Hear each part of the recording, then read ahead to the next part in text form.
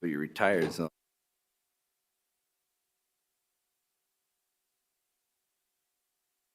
Little Rock. Oh, nice, nice. Swing and a miss. All right, with that then, we must open. Welcome to the City Council closed session for June 20th, 2023. I will call the meeting to order at 5:03 PM. Roll call, please. Councilmember White? Here. Councilmember Voigt? Here. Councilmember Lara? Here. Mayor Pro Tem Fenn? Here. Mayor Martinez? Here. And do we have any public comment today? I have no written comments for closed session. Carrie, do we have any callers on the line?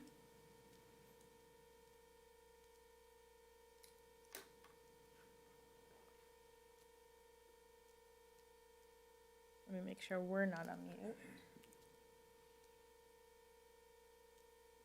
Carrie, can you hear me? Do we have any callers on the line? No callers on the line, Nicole. All right, thank you. With that, City Attorney Pinckney, can you read the items for discussion, please? Yes, the council will meet in closed session. Item B1 is conference with legal counsel regarding potential initiation of litigation involving two cases or two potential cases. Item B2 is conference with real property negotiators, and that involves the southwest corner of Beaumont Avenue and Cougar Way. The APNs are listed in the agenda. And it would be the City of Beaumont as potential purchaser and Beaumont Ray Holdings LLC, John Sullivan, GW as potential sellers, and under negotiation or price and terms. And item B3 is conference with legal counsel, anticipated litigation, significant exposure to litigation, one potential case. Okay, and with that, we will adjourn to closed session.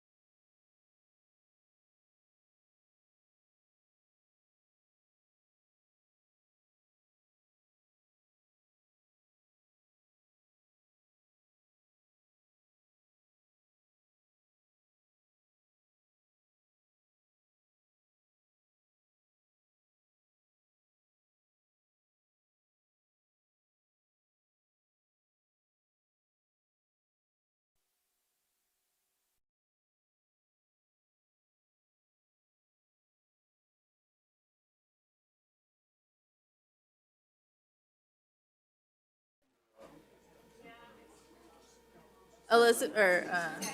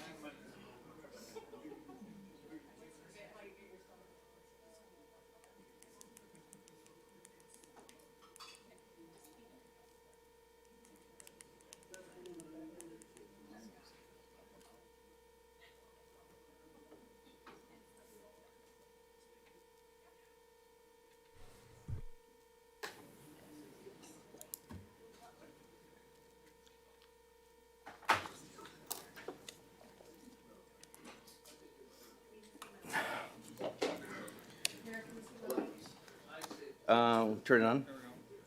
Yeah, we're good. What about everybody else? I think we're good. Okay, let's get going. Okay, where is this here? Yeah, I can, I'll figure it out though.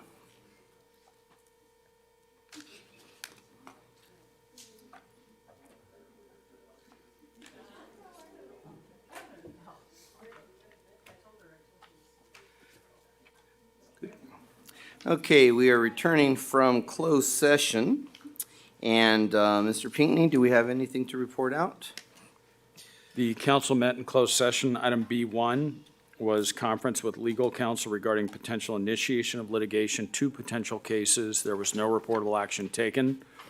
Item B2 was conference with real property negotiators regarding the property at the southwest corner of Beaumont Avenue and Cougar Way, and with the city as potential purchaser and the potential seller listed in the agenda, and there was no reportable action on that item. Item B3 was conference with legal counsel, anticipated litigation, significant exposure to litigation, and it was 1 potential case. There was no reportable action taken. Okay, thank you. And with that, that brings us to the regular session of the city council meeting for the city of Beaumont.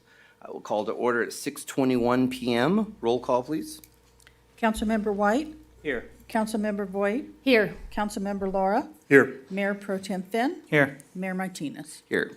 And with that, we'll do the Pledge of Allegiance. Councilmember Voigt, could you lead us, please?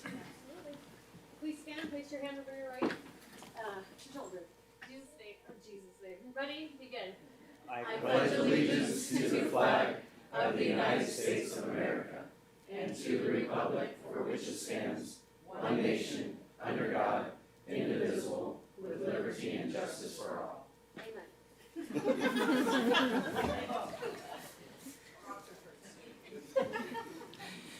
Hey, do we have any adjustments to the agenda or conflicts of interest disclosure tonight?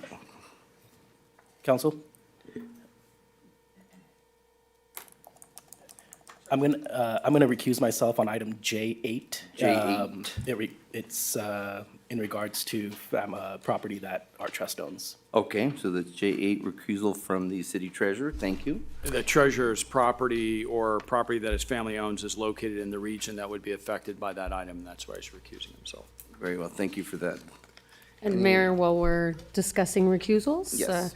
I will do so for J2. While we've determined previously that I do not have a conflict of interest with regards to my spouse's employment with CAL FIRE, I will recuse myself to avoid any perception of bias. Okay, I appreciate that, and that'll be so noted.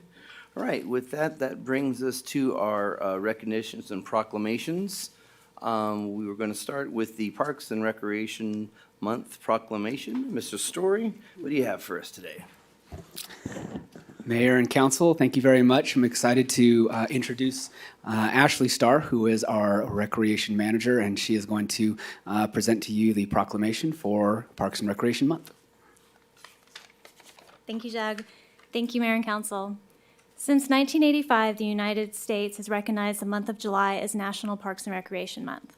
This year's theme, Where Community Grows, celebrates the vital role parks and recreation professionals play in bringing people together, providing essential services, and fostering the growth of our communities. Within the last 12 months, your Parks and Rec team has grown tremendously alongside of our community. We have increased programming 180% with the addition of fitness programs, youth sports, and enrichment programs. Our open gym time has increased 150% and is now available 5 days a week for open pickleball and basketball. The department has also added 10 new community events, such as a multi-generational trick-or-treat event, an indoor movie, the first ever outdoor concert at the CRC, several themed pop-ups, and events focused on our senior residents. In honor of this year's theme, each of you has a flower pot branded with the theme, Where Community Grows. In it, you'll find our summer rec guide, an all-access pass to our summer concert series, some team goodies, and a rock. And the rock is not a mistake. As part of our growth, we have re-envisioned our summer pop-up series to include weekly themes and STEAM activities at our CRC. This week's theme is reptiles, and our team was at Mickelson Park doing games, crafts, and rock painting, thus creating our first community rock snake.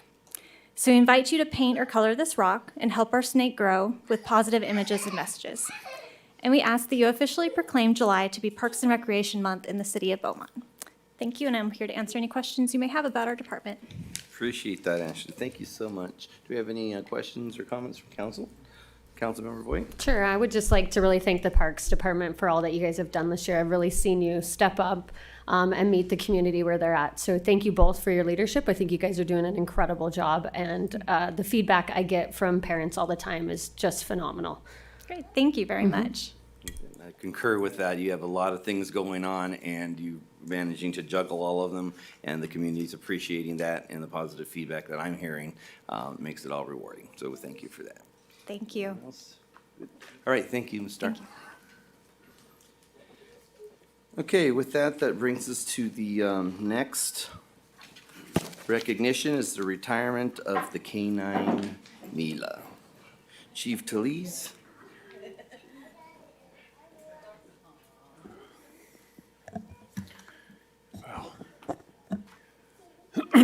Evening, Mayor and Council. First, let me just thank all of my staff and officers, friends and family of Corporal Breda and Mila for being here tonight.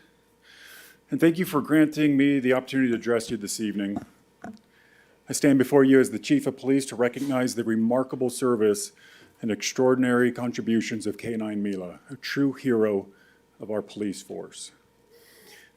For the past 7 years, K-9 Mila has served as a dual-purpose police dog specializing in drug interdiction and tracking. And throughout her career, Mila has demonstrated exceptional dedication and unwavering commitment to the safety and well-being of our community. Mila's relentless efforts have resulted in the seizure of thousands of pounds of illicit drugs, helping to dismantle countless drug operations within our area. Her keen sense of smell and unmatched work ethic have been instrumental in locating and disrupting individuals involved in criminal activities. And Mila's talent has undoubtedly saved lives and made Beaumont a safer place to live. So I'm honored to share with you the staggering statistics that highlight Mila's unparalleled impact. And throughout her service, she has been responsible for the seizure of over $52 million in illicit drugs. So, 7,341 pounds of marijuana, 4,200 pounds of methamphetamine, 500 pounds of cocaine, 47 pounds of heroin, 165 pounds of fentanyl powder, 378,000 fentanyl pills. I know I'm getting her all riled up, but when I just mentioned these, drugs, she's beside herself. 15,000 ecstasy pills and over 6.1 million in U.S. currency. Certainly an immense blow to organized crime and a powerful message that illegal activities will not be tolerated in Beaumont. Mila's achievements have been recognized not only within our department, but also by law enforcement agencies across the state. However, today as we gather here, I'm faced with the bittersweet duty of announcing K-9 Mila's retirement. And after 7 years of exceptional service, she has earned the opportunity to enjoy a well-deserved rest and spend her remaining years in comfort. But before we bid farewell to this exceptional member of our police force, I invite you all to join me in honoring Mila and expressing our gratitude for her outstanding service. Her unwavering loyalty, bravery, and dedication to duty have set an exemplary standard for all members of our department. In just a moment, we're going to have a special ceremony marking Kayline Mila's final radio sign-off. It is a symbolic moment that signifies the end of an era and the beginning of a well-earned retirement. And we encourage everyone present here today, along with the citizens of Beaumont, to tune in and witness this milestone event as we bid farewell to a true hero. I also wish to extend my deepest gratitude to Mila's handler, Corporal, but soon to be Sergeant, Ryan Brieda, who has been an exceptional partner and caretaker throughout their journey together. The bond they have developed is a testament to the strong working relationship between our officers and their canine companions. In closing, I want to acknowledge the invaluable service Canine Mila has provided to our community. Her contributions will be well remembered and celebrated for years to come. And I encourage each and every one of you to join us in expressing our heartfelt appreciation to this extraordinary police dog who has made an unforgettable difference in Beaumont. Thank you.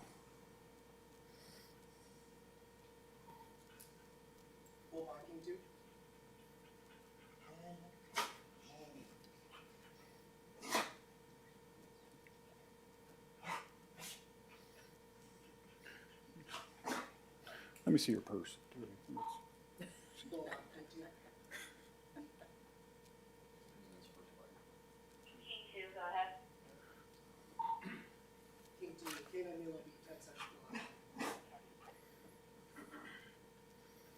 Beaumont unit, please clear the air. This is a special broadcast and final call for Police Canine Mila. Canine Mila has finished her last shift for the Beaumont Police Department.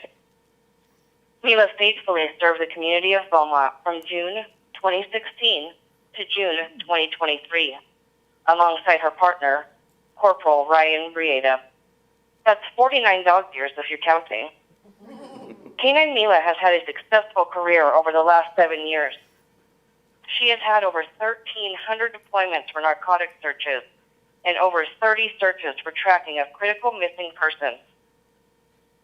Mila has seized over $53 million worth of narcotics and over $6 million in drug proceeds. Mila has been a vital asset for local, state, and federal agencies. Thank you, Canine Mila, for your time and your service to our community. You will be missed. Enjoy your retirement. Canine Mila, you are now 10-7. Thank you. And then at this time, Mayor, Council, if you'd have any words for Corporal Brieda or Mila? We'll open it up for council for any words from our illustrious leaders. Well, I do want to say that we appreciate it, and Corporal, I know sometimes you get foreshadowed or shadowed off into the limelight, but you can see she's one of a kind, and we are going to miss her. I got a little choked up. Get ready for this, but we appreciate it, and we appreciate all you've done. We appreciate all the canines done, and this is the time. This is a time for her to rest and enjoy life, and we're glad we're doing it at this time. And congratulations to our canine program as it continues. Hard shoes to fill, but we do appreciate all you've done. Anyone else wants to jump in? Thank you. Well Save done, me. sir. And thank you, Mila. All right, thank you. Happy retirement. Quick, yeah. Well, yeah.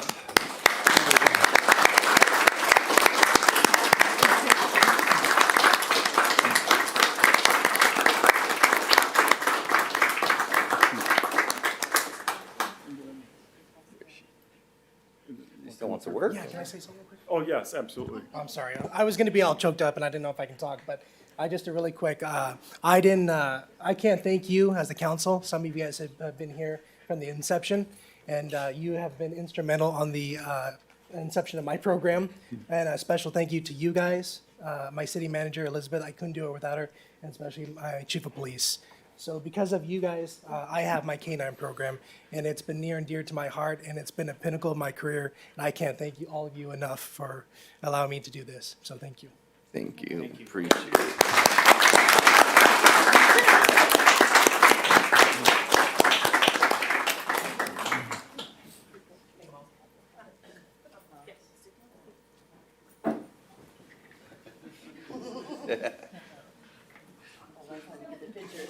And you guys just keep smiling. 1, 2, 3. There you go. Bring that right underneath the camera here.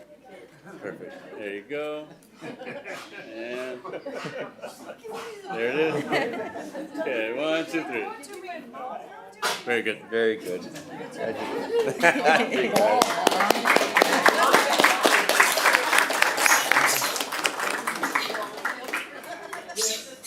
It's a squeaky toy.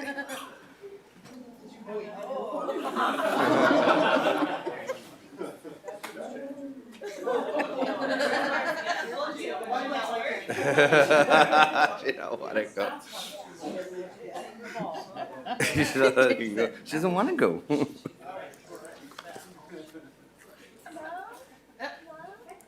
Yeah. Again.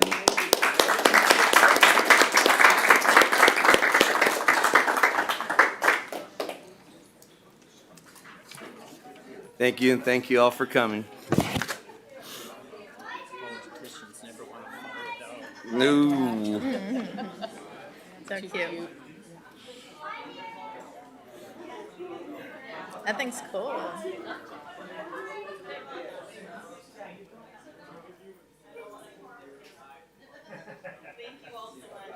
Appreciate it. Enjoy.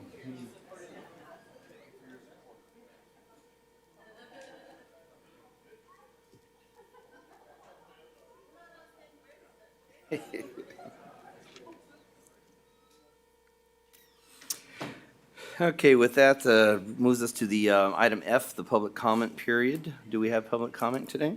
Yes, sir. All right, so any one person may address the city council on any matter not on the agenda. If you wish to speak, please fill out a public comment card provided at the back table and give it to city clerk. There's a 3-minute time limit on public comments. There will be no sharing or passing of time to another person.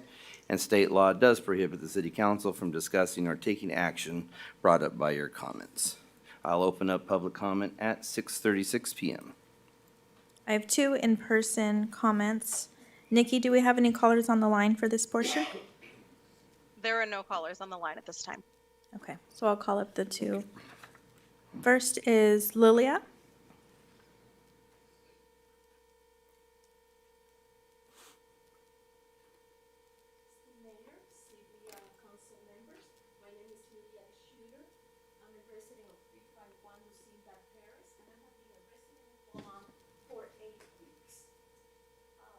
Two weeks ago, I received a letter from the water department indicating that there was a delinquent amount on the property, and therefore, I was responsible for that amount. And I'll read Section 4, 1.4, payment of delinquent charges.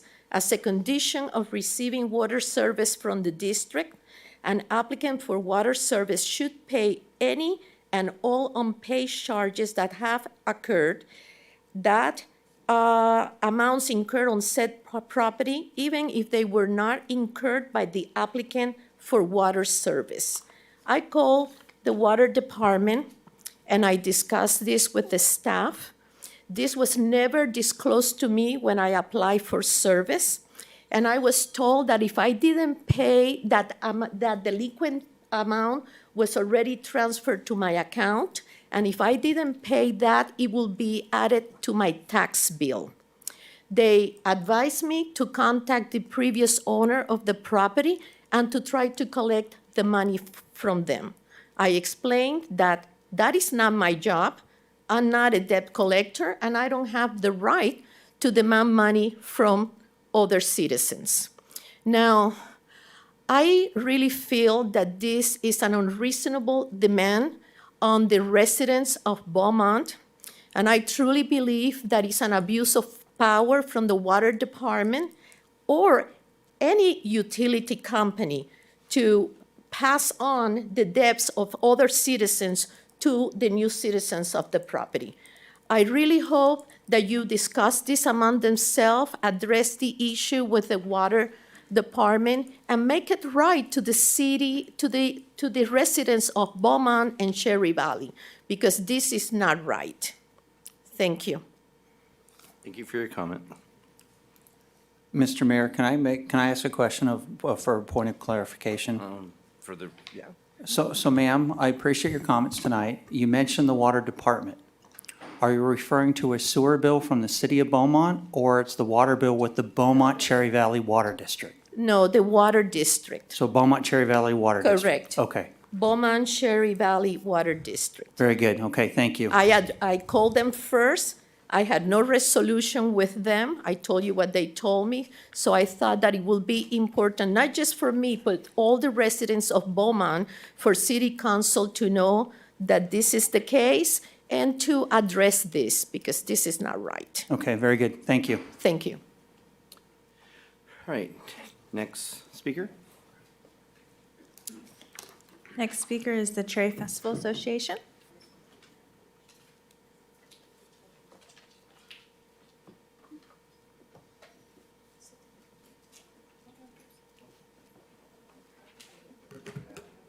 Hello, good evening. My name is Ariana. I am one of the directors of the Cherry Festival. Accompanying me today, we have our president, Dan Roush, our vice president, Chris Tague, and one of our other directors, Ann Roush. We would like to present you with our plaque of acknowledgement and appreciation. We are always so grateful to receive sponsorship from the city of Beaumont. And without your guys' contribution, the festival would not be as successful as it is. So on behalf of the members of the Cherry Festival Association, I'd like to thank you for your generous donation for this year's event. And this would be the plaque of the appreciation. And that is all. Thank you so much. Thank you.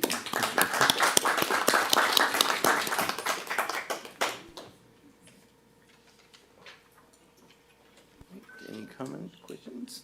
Okay, with that, then, no further comments. We'll close public comment at 6:41 PM. And that'll bring us to the consent calendar, item G. Do we have any speakers on any of the consent calendar items? I have no written comments. Nikki, do we have any callers on the line? No, there are no callers on the line at this time. Okay, what's the pleasure of the council? We can entertain a motion or pull for discussion?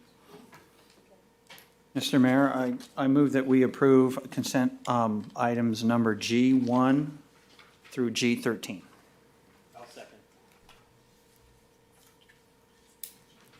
Councilmember White? Yes. Councilmember Boyd? Yes. Councilmember Laura? Yes. Mayor Pro Tem Finn? Yes. Mayor Martinez? Yes. Right, with that brings us to item H, Youth Council Report. We have no report tonight. Therefore, item I is the public hearing. This is item I1, the continued public hearing for May 16th, 2023 for the formation of the Community Facilities District number 2023-1 Fairway Canyon. We have a staff introduction. Yes, thank you, Mayor. Let me just get caught up here. This item was continued from the May 16th meeting. It is a public hearing, and so the public hearing is still open. We do have a couple of our financing team members in the audience with us. We have Lawrence Chan from our bond counsel from Stradley Naka, and we also have Shane Spicer, I think is over there, from Spicer Consulting, who's our special tax consultant. And so I would like Shane to come up and give a brief summary of this formation. And we also have Mr. David Hendricks from Meritage in the audience as well. Sorry, I can't see that side of the room. I know. Tried waving underneath the mic. Good evening, Mayor, Honorable Council.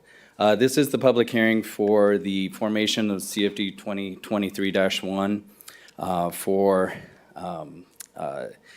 the establishment of the CFD. You did approve a resolution of intention on April the 4th. And we did set today the time and place for the public hearing. The CFD consists of 2 improvement areas, and the development is to incur not to exceed bond amounts of $3.5 million for improvement area 1 and $11 million for improvement area 2. You do have within your packet information regarding the formation. The developer has made a deposit of $50,000 to cover the formation costs. The CFD consists of 3 different service tax. We have a special tax for bonded improvements. We have a special tax B for maintenance services with the amount of $178,075 anticipated upon build-out. And we also have a special tax D for public safety services at $509 a unit for $213,271 in annual revenues upon build-out. The staff recommends that you would hold the public hearing, take the election, and upon approval, adopt the resolutions included. And that concludes my report. Happy to answer any questions. Great, thank you. Right, do we have any questions from council before we open the public hearing? Well, yeah, the resolution, do you have any comment? No. All right, no problem. All right, with that then, we will, the public hearing then relating to the formation of CFD number 2023-1 is now open and continued at 6:45. The council has received staff report on this matter, which is hereby entered in the record of this public hearing. Do we have public comments this evening? I have no written comments. Nikki, do we have any callers on the line? There are no callers on the line at this time. Okay, once again, I ask if there's any discussion from council at this time. Okay, there is? Okay, that is. Councilmember White. Okay, thank you. We spoke about this before, I think 2 months ago.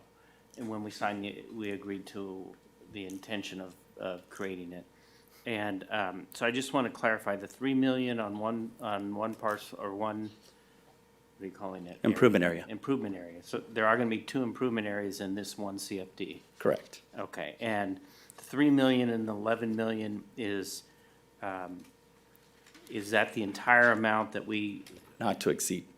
Not to exceed. Yes. Okay, so, and if you probably, I know you've looked at all of our history before, when, for most of us, our homes, it was 25 million. Correct. Was the established amount that would come to council. So I just wanted to point that out, that we're not doing that kind of business anymore. So I appreciate your being here. I also want to thank Rattling Yoakum. We had some concerns from members in the community, and we needed to get to some more information, and our legal team helped us better understand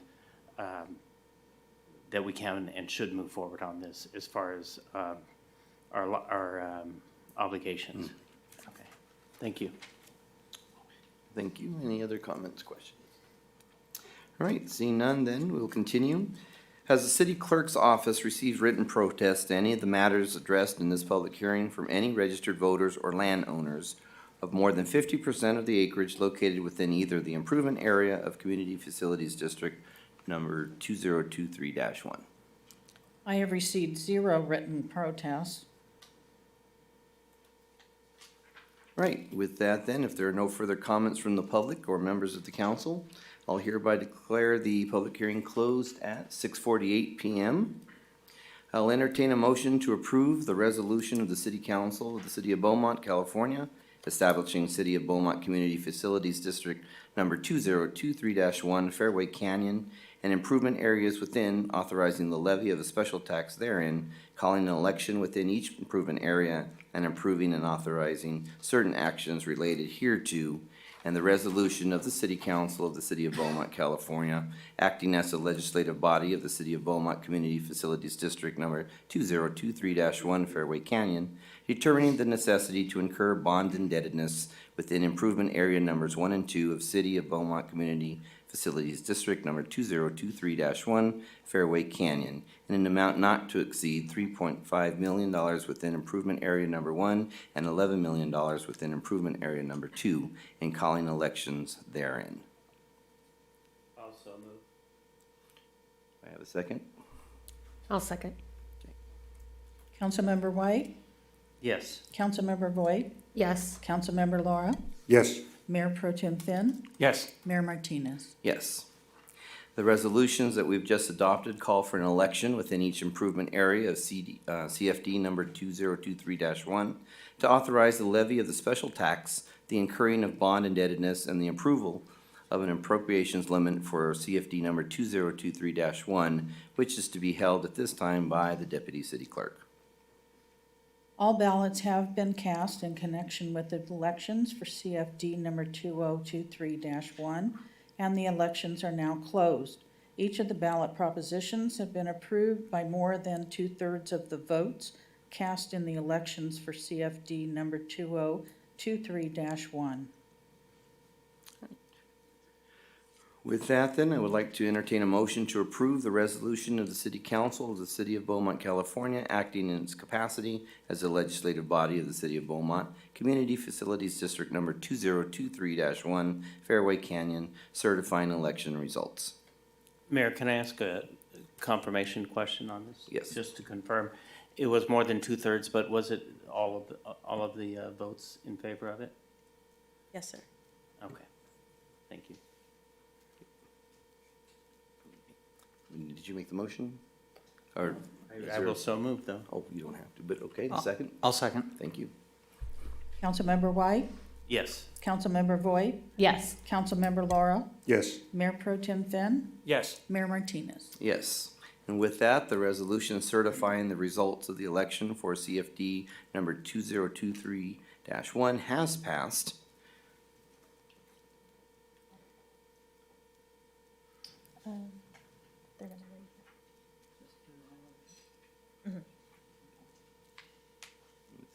Would you like to read the title, or? Yeah, we can do, you can waive the full reading of the title. Okay, so this time I'd like to ask for the motion to waive the full reading and approve by title only the ordinance of the City Council of the City of Beaumont, California, acting in its capacity as the legislative body of the City of Beaumont, Community Facilities District Number 2023-1, Fairway Canyon, authorizing the levy of special tax within Improvement Areas Number 1 and Improvement Area Number 2. So moved. I'll second. Councilmember White, Yes. Councilmember Voigt, Yes. Councilmember Laura, Yes. Mayor Pro Tem Finn, Yes. Mayor Martinez. Yes. Okay. With that, that has been approved. Thank you. I need some water after that. Whew. All right. So with that brings us to item J, the action items. I, at this time, want to remind public that the restrooms are currently under constructions here in front. If anyone needs to use the restroom, please contact a staff member so they may help you access the administration office. Okay, we are on J1, the presentation of the status of Stewart Park Improvement Project, 60% design plans.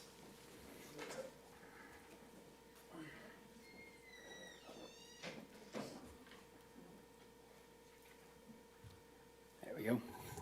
All right, Mayor and Council, excited to come before you and provide an update on how things are going over at Stewart Park. And I have a presentation that I'd like to take you through just to show you some of our progress and some of the things that we have been going through, and provide some information for you and for our community as well.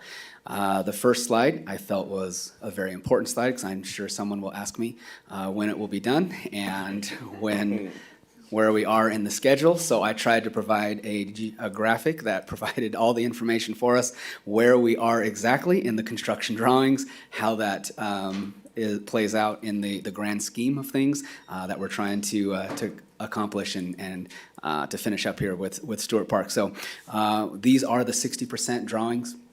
These drawings are rather technical in nature that get submitted But there were some things that I wanted to pull out of the progress that we've made thus far to show you some of the renderings and some of the progress that we've made. I won't bore you with some of the super duper technical things that have been going on, but I did want to update you that we have been in a lot of contact and had some very successful meetings with our utilities, just providing comments and feedback on this process and our park thus far. We have been working with Edison because there's going to be some needs for some new infrastructure in that area to accommodate for some of the electrical needs of this project. And so we've gone through that process as well as with the water district, and I'll show a couple of slides that show the progress on that as well. So here's those 60% that we're in. This is just a drawing to show exactly the different planning areas that we have for the park. Going left to right, we're starting at the basin in planning area 1 and then moving towards 10th and 9th and ultimately 8th Street as we move to the right of the screen. On this next one, you can see, oh, it didn't go. There it is. Some of the markings and some of the areas that we're going to be moving, some of the new locations of the playground, some new things that we've added to the playground and dividing it up a little bit, and that has to do with the easement that runs through 10th Street. So if you're looking at this map, the all ages playground that's in planning area 2, that sits right on top of the current 10th Street. For our park. So you can see where it is. The splash pad would be on the existing basketball courts, just so you have a little bit of a frame of reference of where things are going. The new basketball courts will be on the east side of our park, up on the corner of 11th and Maple. And then we moving to the right of the screen, you have some of our other areas that you'll see. We do have some large picnic areas, 2 different areas that people can have birthday parties, and those will be reservation spaces. That's what the big picnic table symbol is. Those are some large gazebo and areas for multiple tables underneath it. The small little icon with the table on it, those are just single picnic benches that'll be throughout the park. You can also see the green line is some of the entries, and so a lot of the sidewalks that we're going to be adding to add not only ADA accessibility to the park, but also just general movement from participants and from users of the park to go to all different areas. There's a lot of a secondary playground. After presenting the project, after our 30% designs, we had the opportunity to go to the Youth Council and present the project in Stewart Park and give them some updates. And listening to our Youth Council, we had some comments from them and really taking a look at the diverse type of users that we're going to have at the park. And so that secondary playground, you'll see some of the slides and renderings. We've kind of increased the age appropriateness of that playground, and so now it's more of a parkour. It's an area for the older youth that'll be out there. You'll see some of the different elements that we've put out there, and we've located that playground right next to the skate park because we felt that that was a great location for it. We do have the amphitheater over at the very bottom of planning area 4, moving to the right, and then the large turf area, which is where our current baseball field sits. So these are just some of the different areas that you'll be seeing. This is the work that we've been working with the Beaumont Cherry Valley Water District in terms of the easement that currently runs through 10th Street. And so what you'll notice is that we have that easement that they're requesting. There's no footings for the playground. We've kept everything off that area, and some of our play elements come right up to that easement, but there's nothing as far as footings in that area. We've moved all planters and we've moved all seat walls and everything outside of that 25-foot easement, and so it kind of splits the playground in half, but it's a real fun way to just have just the planting material, just some standard concrete over that easement, and so that how it goes there. And then we have some renderings of our playground, and so this is the large one. You can see that the playground is on 2 different levels, and we incorporate the slope by adding some of the slides that run down the slope. You'll see a large tower that becomes the focal point of the middle of the playground. We did ask our design team to make sure to incorporate a lot of shade structures into the existing playground, and so they've accommodated that. So everything on here, from the different slides, the different elements, the zip lines, the swings, and we can kind of go through some of these different photos that begin to show some of the things that we're proposing. We're going to do the same process that we've done in some of our most recent park upgrade projects, where we'll begin to receive community input on things like color scheme.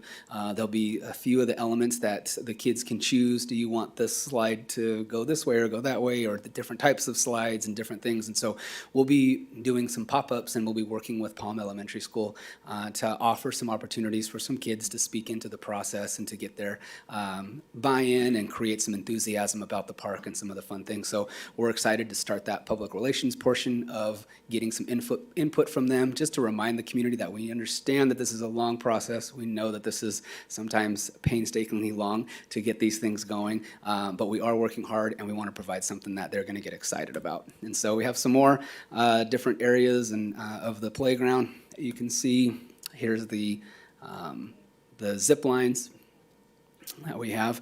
And these are a pretty big success for us over at Mickelson Park, and so we wanted to add this to another one of our parks that we have.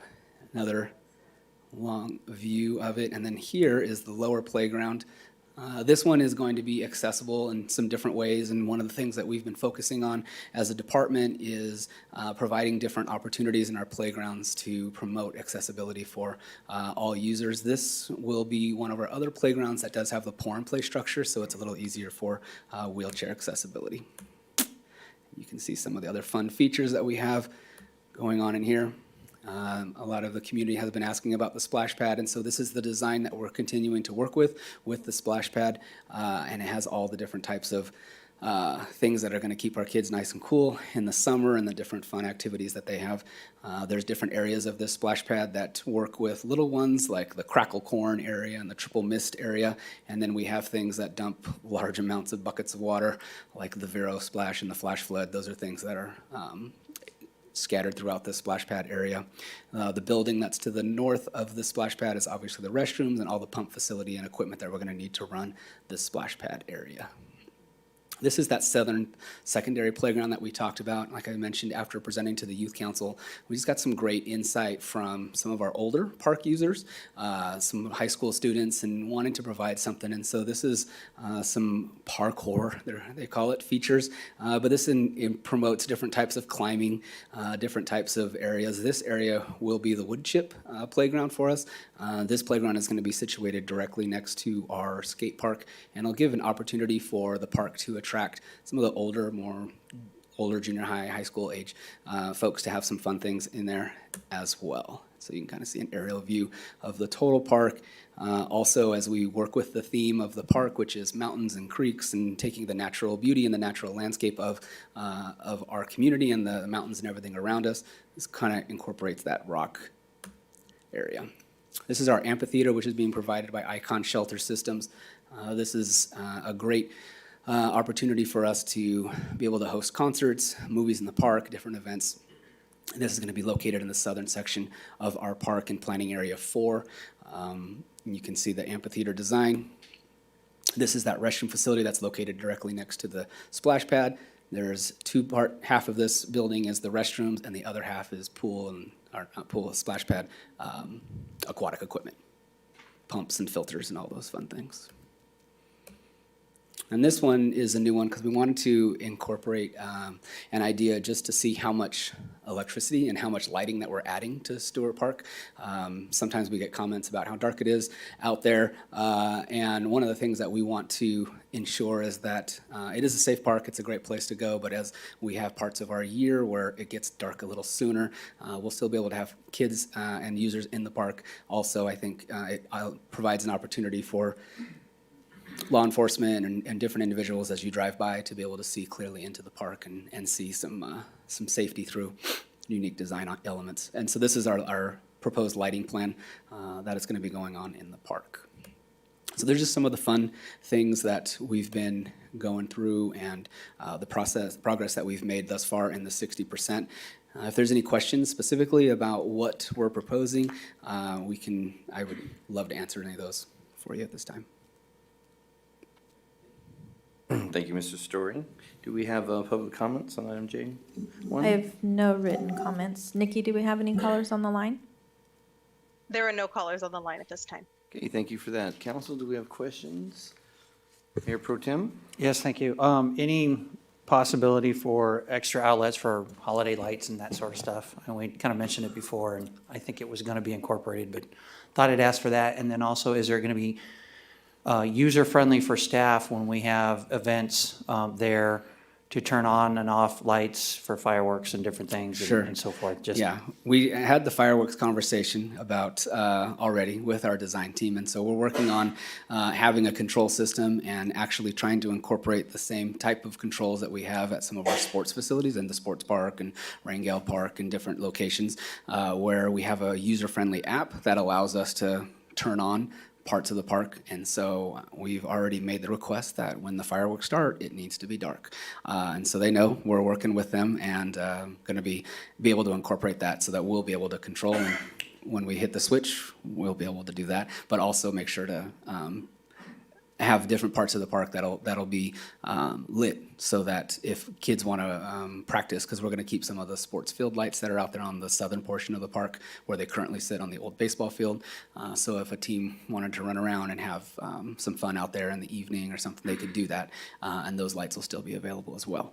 Okay. And then are there outlets strung through the park or anything like that that the city could take advantage of decorating trees and things I like think that? Or we'll definitely have that. I don't know if we'll do outlets. Having outlets in the parks tends to probably cause problems, I cause other understand. problems. Yeah. But Just we something are- that staff has access to. Yeah, we are working on a plan to bring some holiday decorations, not only just to Stewart Park, but also to Palm Islands and then also in front of City Hall as well. And so we'll make sure that this area and downtown is very festive. All right, very nice. Thank you. Couple of questions, Mr. Story. Do we have we ever talked about cameras or anything for the park as far as for the safety and for security of some of the structures? There currently was some camera infrastructure that was in the park, and we are working in, as we get further in the designs, to maybe probably not keeping that specific system, but a similar system that might be helpful for us. Safety has been a big conversation for us as we work with the design team, which is why we've been working so hard on adding a substantial amount of just lights and lighting around the park so that it can be seen and you can actually see into the park and what's going on in there. So that's been a big factor for us. And so as we put the total proposal together and we begin to go out for construction, we'll have some options for security cameras and everything. Great. And I've been asked by a constituent, a few of them, about tree removals. Do we have any plans for at least some of the bigger mature trees that they would have to be removed? There are some trees that are going to come out just because there's other amenities and space that have to go in there. I've been very impressed with our design team thus far because they have made a very conscious effort to preserve as many trees as possible. And so we have gone out there and identified certain trees that have some issues. Some of the arborists, WCA, the arborist that we use, has already identified some trees that have root structures that are failing in different ways. We've identified those trees and let our design team know those ones need to be removed for safety reasons and for other reasons. And then, like, as we add so many different amenities, there are some trees that are coming out. The good news is that when the project is complete, we'll have almost doubled the amount of trees that are in Stewart Park at total from right now. And so we are bringing in a substantial amount of new trees as well, providing shade to portions of the park that have no existing trees, especially on the south end of the park where the current baseball field sits. There are a large amount of trees that are going in that section of the park. And I've been asked by some of the youth about the skate park. So I know it's in stage 4, plan area 4. Correct. So is that design coming back before we go out? So the plan is to keep the footprint, the concrete footprint, the same, but the surface mount skate park, there is a subcontractor that's been hired by PlaceWorks, and they specialize in skate park design. And so they have also began to submit plans and some concepts on what some different things are going to look like. And so when we present the playground, we will find some creative ways to receive some feedback. And I know we've had some great presentations to council here in the past from some different individuals who have expressed a desire to help us in that process. And so we'll be working with the skate community to say, hey, here's the parameters that we have. Help us design something that's going to be real exciting for you guys. Great. Awesome. I'd like to hear that. Thank you. Any other comments or questions? All right, seeing none, this is just a receive and file. We appreciate it. Thank you No so problem. much. Great progress, and notice no one asked about a time or a date on completion, so. Okay, with that, then that'll bring us to item J2, the discussion of the, discussion and direction on fire apparatus purchase for Fire Station Number 106, Capital Improvement Project PS-05. Mayor, at this time, I'm going to recuse myself for reasons previously noted. Thank you, Councilmember White.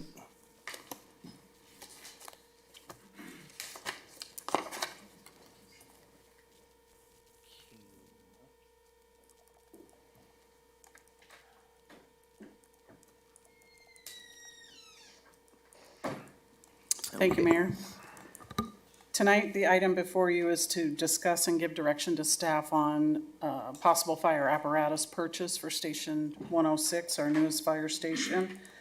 As a reminder, at the May 16th City Council meeting, City Council did authorize an additional $690,000 to the already approved capital improvement project, bringing the total to $2,490,000. At that meeting, staff was directed to bring back options on fire apparatus to purchase either through Riverside County or directly through the vendor. So what the purpose of tonight's presentation is going to be is to address multiple issues that have come up over the several meetings that we've discussed this, to try to bring new information forward. And as part of this presentation tonight, we are going to be talking about long-term fiscal forecasting. The money for the apparatus, whatever council decides to purchase, is already programmed. However, we need to talk about the next 5 to 10 years on staffing levels at the station and what that looks like overall for the general fund, with the debt service payment for the new fire station, potential debt service payment for a new police station, and all the other expenses that the city is going to see. And so Jennifer is here tonight. She's going to give a long-term fiscal forecast. But before we get there, so the fire apparatus that's currently in service just in the Beaumont area, at Station 66, which is over here on Maple, we have one engine type 1 and one paramedic squad. Station 20 has one engine type 1 and two type 3 engines, and those are in service 9 months out of the year. Station 22 in Cherry Valley, although it's not in the city, it does cover a portion of the city, has one type engine 1 and then one patrol squad with pump. It is not staffed 100% of the time. I did include in the packet the annual statistics that I received from Riverside County Fire for 2022. Countywide calls for service have seen an average increase of 3.82% over the past 14 years. Beaumont saw a 4.1% increase in 2022 from 2021, and there were 5,023 calls for service, a majority of which were for medical aid. So now we're going to move on to options based on the 2.4 that are in the CIP, options for council to consider for fire apparatus purchase. So option 1A is a TDA ladder truck. If you recall, that was the ladder truck that during the October-November meeting, we went outside. That was the one that was able to maneuver through the parking lot very quickly. Option 1B, as I call it, is a rear mount ladder truck. And the reason those are option 1A and 1B is because they each require the same amount of staffing. And so I want to be very clear that whether you purchase a TDA or a rear mount, they are both going to require 12 personnel to staff. Option 2 is an engine, and then option 3 is an engine and a paramedic squad. Now we are only talking about Station 106. I did receive quotes from Fire Apparatus Services. Mr. Scott Beck joined us at the May 16th meeting. He was on Zoom. He and I have been communicating up as recently as today. And so those quotes are included in the staff report. The 105-foot Quint TDA is $2.259 million. A Spartan 105 Quint is 1.832 million. A 75-foot Quint is 1.66. An engine type 1, which is what we already have at Station 66, is just over $1 million. And then a Squad, which is also what we have at Station 66, is $282,000. I did speak with Rosenbauer, and they did give me, at the time of print of the agenda, I did have a quote for a 100-foot Quint TDA, and it was at 1.939 million. The representative from Rosenbauer did give me more quotes yesterday, and so I can review those with council if you'd like. Staffing levels. So current staffing levels at Station 66 require 8 employees for the engine and 5 employees for the squad. The model that Riverside County and CAL FIRE are moving to when Station 106 opens will require 9 personnel for an engine and 6 personnel for a squad. And then remember, there will be 12 required for either a TDA or a rear mount. I also included a aerial truck study group evaluation that was done in 2013 by Orange County Fire. That was provided by our Division Chief Hopkins, and I thought it had a lot of great information in it, and so I included that in the packet. You'll note on page 26 of the report, the group did determine the best choice for maneuverability, versatility, and extrinsic is the 100-foot TDA. Now I'd like to turn it over to Jennifer to go through the long-term fiscal forecast.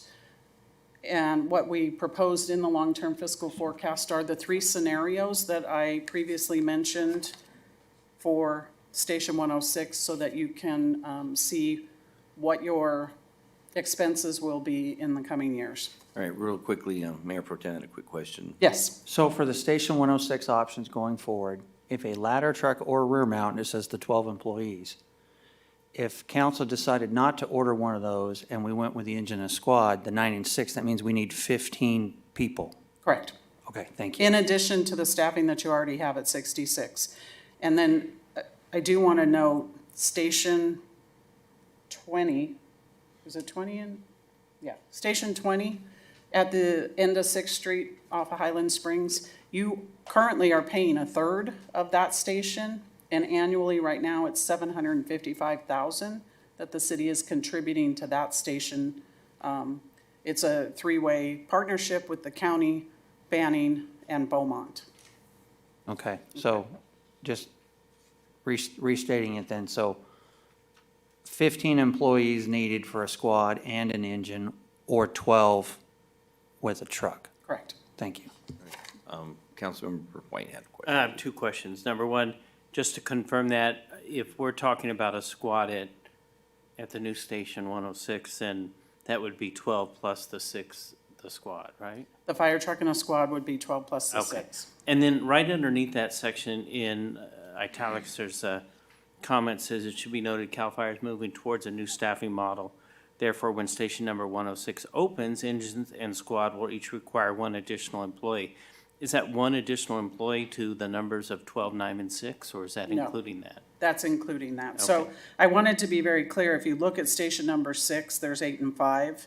Station 106 is 9 and 6, and so that's the note. Just wanted clarification. Thank you. Thank you, Mayor. And what was that total you gave us that we have right now allocated for this? Was it 2 million something? What was the number? It's $2,490,000. Okay, all right, go ahead. Oh, no. Oh, we Mike's- have mine. Mike's there Okay, first. Mr. Laura? Real quick, so how many, with the total numbers of the new, under the new staffing, how many would we have at 106 if we put the ladder truck and a squad? If you put a ladder truck in a squad, you would have 18. How many will that sleep? There are currently 8 beds at the new station. That's all I have. Mr. Mayor? Mayor Pro Tem? Yeah, this might be a question for Chief, then how many are on duty at a time and are expected Right. to be there? Because there's Right. shifts that rotate in and out. So there'd be, if it's a truck, there would be, with a squad and a truck, there would be 6 on duty per day. And it sleeps 8 then? It sleeps 8. There's 4 bedrooms with 2 beds in Okay. each room. So we could accommodate then a truck and a squad? Yes. Okay, thank you. Okay, that one, another question? Yeah, you mentioned, I think it was coming from the group that did the study, that their study was recommending the 100-foot quint, correct? TDA, correct. That was in 2013. Okay, and so that's what Rosenbauer's is 100, and then the Spartan's 105, right? Spartan has a 105 and Rosenbauer has a 100-foot. They're both TDAs. Okay, thank you. Jennifer? Okay, Music Station, let's hear your forecast. All right. Thank you, Mayor and Council. Can everyone see? I have a presentation up. Not yet. There we go. Ah. Okay. So just to let you know what staff did is we took the model used for budgeting. We went ahead and updated that forecast with the final numbers for the fiscal year '24 budget and applied the same assumptions as we did for budget planning. Now, there were some new things that have come up since that we decided to go ahead and include in the model because they're important. One thing being we are getting preliminary numbers from CalPERS. They will not meet their investment return for this fiscal year. So with that, and on top of their losses from the last fiscal year, we're looking at our unfunded liability potentially doubling, which then requires additional payments annually to our unfunded liability. Running that estimated schedule, staff has worked with GovInvest to come up with what that is. In year 36, 37, you're looking at almost an increase of $2 million. So we've included that in the forecast. We've also included debt service payment on a new police station, and that's about an average of $3.1 million annually. And then we included the different staffing options that city manager spoke of. So I'll go ahead and show you what that looks like. You said PERS were doubling over what period? That total unfunded liability, because of their losses and investments, the actual total is potentially going to double. Double over a certain period of time, 1 year, 10 years? Or? Well, what they do is they take it out of a time frame. So when they take the losses and not making that discount rate that they get, they then calculate what they estimate your unfunded liability to be. So for the end of fiscal year '23, it's potentially going to double that total Okay. amount due. So it's ready to double right now? Yeah, Okay. at the end of this fiscal year. Thank you. Sorry. Okay, so this is the first option would be 2 engines and 2 squads. And so this is kind of what the graph looks. So you can see the blue lines are your revenues and the orange are your expenses. And then we kind of have it broke down in a table here. So if you were to go with the 2 engines, 2 squads, you'd be looking to have your expenditures exceed revenues by fiscal year 29-30. Mayor, I want to clarify. 2 engines, 2 squads includes 66 and 106. It's not 2 engines, 2 squads at 106. So we already have to account for the engine and the squad at 66. Correct. And of course, it doesn't account for the third we're paying for the 20. That's already included in the That contract, is- which is already in the Sorry, model. okay. Yeah. And the 2 engines, 2 squads doesn't apply if we decide to move the squad from the old station to the new station, correct? Correct. Yeah, then it would be 2 engines or 1 squad Got or, it. yeah. Okay. Right. And also too, one thing we also have included is that the county also has their fire cost allocation plan for support services. So that is either, depending on the different service they're providing, it could be per station or it could be per call, per employee, or per call per medic. So they have them all broken out different ways. So there's additional costs that come with that as well, and that's been built in the model. And you've also built in the mitigation that we pay for the wildfire land. That's included because it's That's a current contract, right? Okay. All right, moving on to the next option, we have the engine, squad, and the truck. So this would be the truck at Station 106. It's better, it's not as many staffing levels, so it's, you have longer time period before your expenditures exceed your revenues. So in fiscal year 31, 32 is when you would see that drop below the the expenditures. They come up on the next year because there's built in the model contributions to the Pension 115 Trust. Those contributions come off beginning 32 and 33, which is why you see that the revenues exceed and then again go back and dip below.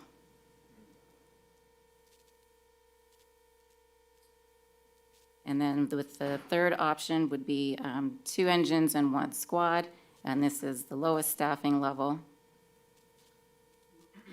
And then so with that, your expenditures would exceed revenues in fiscal year 33, 34. And with that, I'm available for any questions you have. Okay, so let's open up public comment first, and then we can go and do all our questions. So let's ask if there's public comment out there. Yes, I have emailed comments, and then we also have a couple callers on the Okay, line. let's do that first, and then we have plenty to jump into here. So let me open up public comment at 7:24 PM.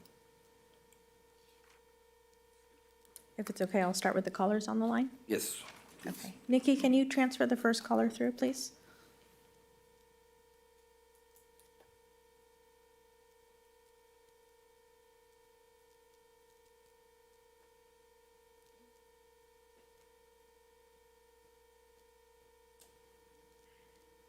Caller, can you hear us?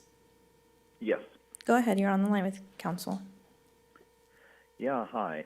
I've been kind of watching this a little bit and trying to figure out why we're going back and forth, because I thought we decided on that truck, or excuse me, that you guys decided on the truck.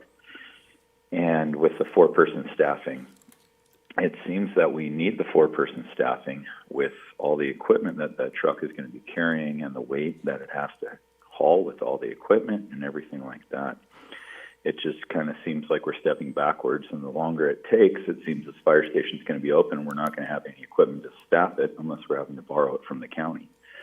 So I think the best bet moving forward is going with the original plan that you guys had. Go with the truck that holds all the equipment, that can run all the calls, that can do everything that it can do and provide to all the community members and everything. We don't have a truck in our area here. We have to get one from Morongo or from Moreno Valley. And we all know how the freeway is because we all drive on it, and it can't always get there that quickly. This area needs a piece of equipment like that. Thank you. Thank you. Nicole, when you ask them, can you ask them to state their name if they wish? Sure, yes. Nikki, you can go ahead and transfer the next call through.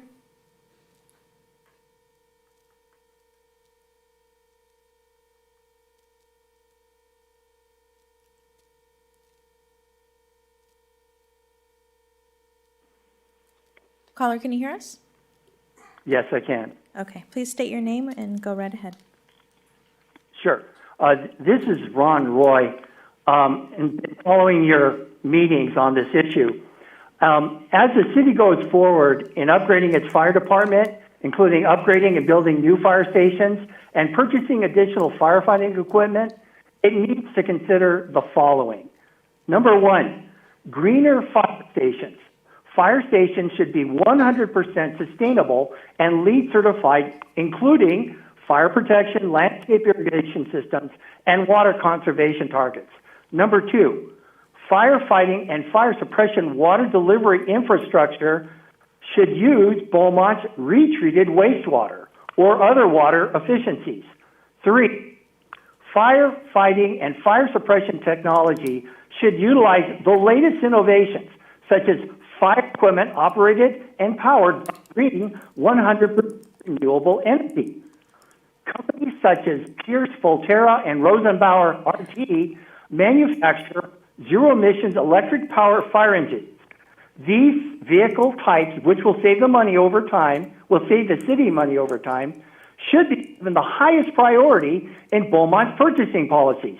Conversely, aerial ladder trucks and Quint fire trucks, which apparently are only available in diesel-powered configurations with 15-year service lives, should not be considered until they can be operated and powered by 100% renewable energy, such as electric. The city of Beaumont must take the lead in demanding these greener innovations. Doing so will motivate fire equipment manufacturers to produce requisite products that conform to Beaumont's sustainable community strategy. Number 4, provide the public with a thorough analysis of how firefighting techniques and resources vary according to the various land uses in Beaumont, notably how fires are put out in residences, retail, commercial office, industrial, especially warehousing, open space, and rural residential ag.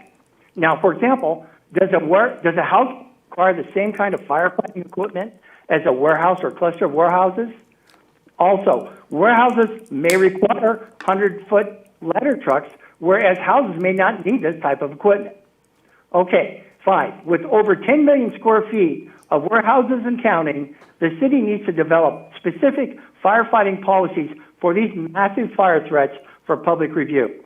Also importantly, warehouse developers and tenants need to shoulder more financial responsibility for the cost burden required to protect these facilities. Thank you. Thank you for your comment.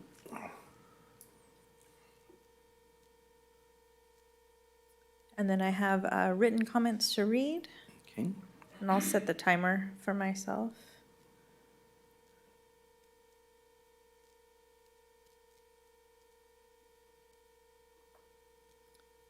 First comment is from Alex Garcia.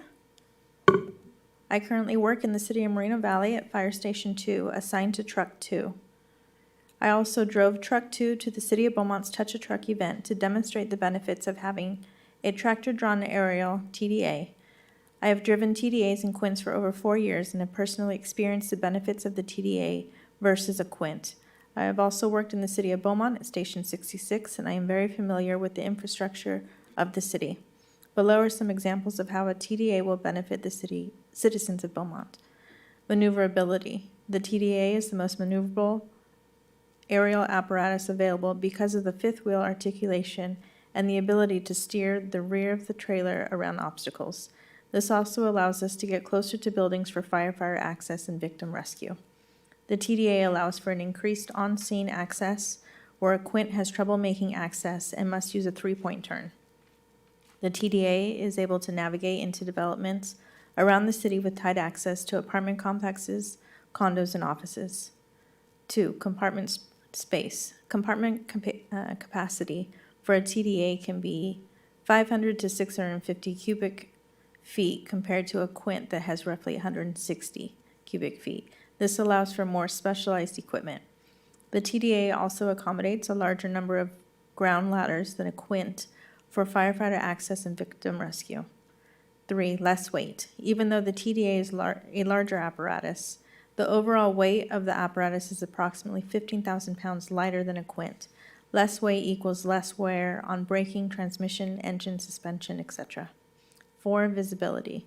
Because the tiller operator is much higher than the driver, they can provide a second set of eyes for traffic at intersections, seeing up ahead of the traffic that's cresting the hill in front of them, positioning the turnable for better access, and also has better visibility for overhead wires and other obstacles. These are just a few benefits I have personally experienced with driving a tractor-drawn aerial. I highly recommend a TDA over a Quint to better serve the citizens of Beaumont. Respectfully, Alex Garcia. Thank you.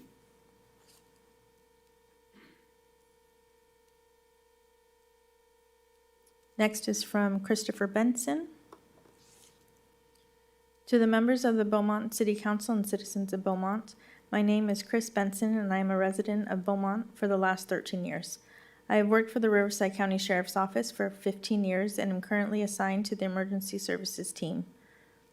I have been on county's SWAT team for 9 years and have been fortunate enough to attend countless classes to further my knowledge in tactical law enforcement, specifically breaching and medical aid under fire.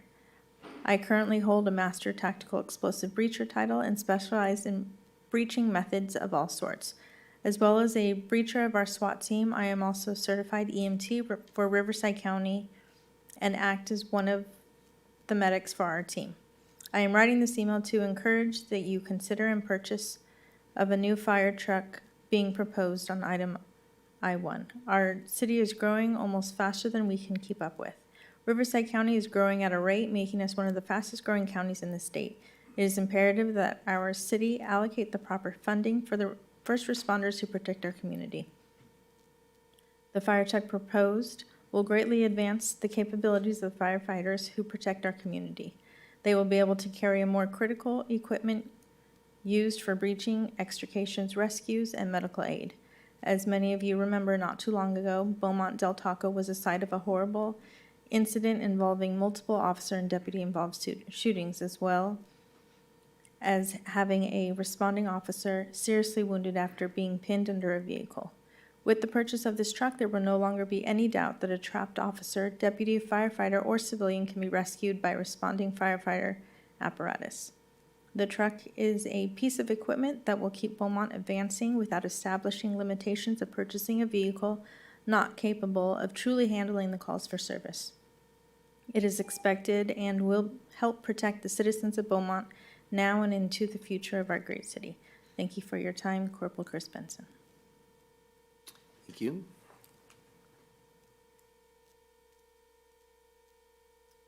Next is from Christopher Wetzel. Honorable Mayor and City Council members, in the most recent City Council meeting, Councilmember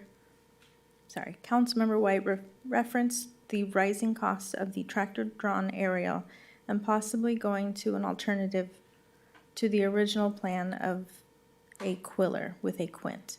I believe that this would be a mistake. Our city is growing exponentially, not only with the addition of hundreds of homes, but the addition of many warehouses and commercial businesses. In a city that is growing as much as ours, the only logical choice for an aerial fire apparatus is the TDA. The TDA will provide a more compartment space than a quint, which in turn will allow for a more specialized rescue equipment to be on the apparatus for a variety and often challenging calls that the city responds to. Another great feature of the TDA is the ability to maneuver into challenging localities that we have here in the city with the older narrow streets and alleyways, apartment complexes with maze-like pathways, and many cul-de-sacs we have in the city. The Quint will have a far greater challenge accessing these areas. Safety would be another consideration with the TDA. An apparatus would technically have 2 seats of eyes with the operator in front and the tillerman in the rear.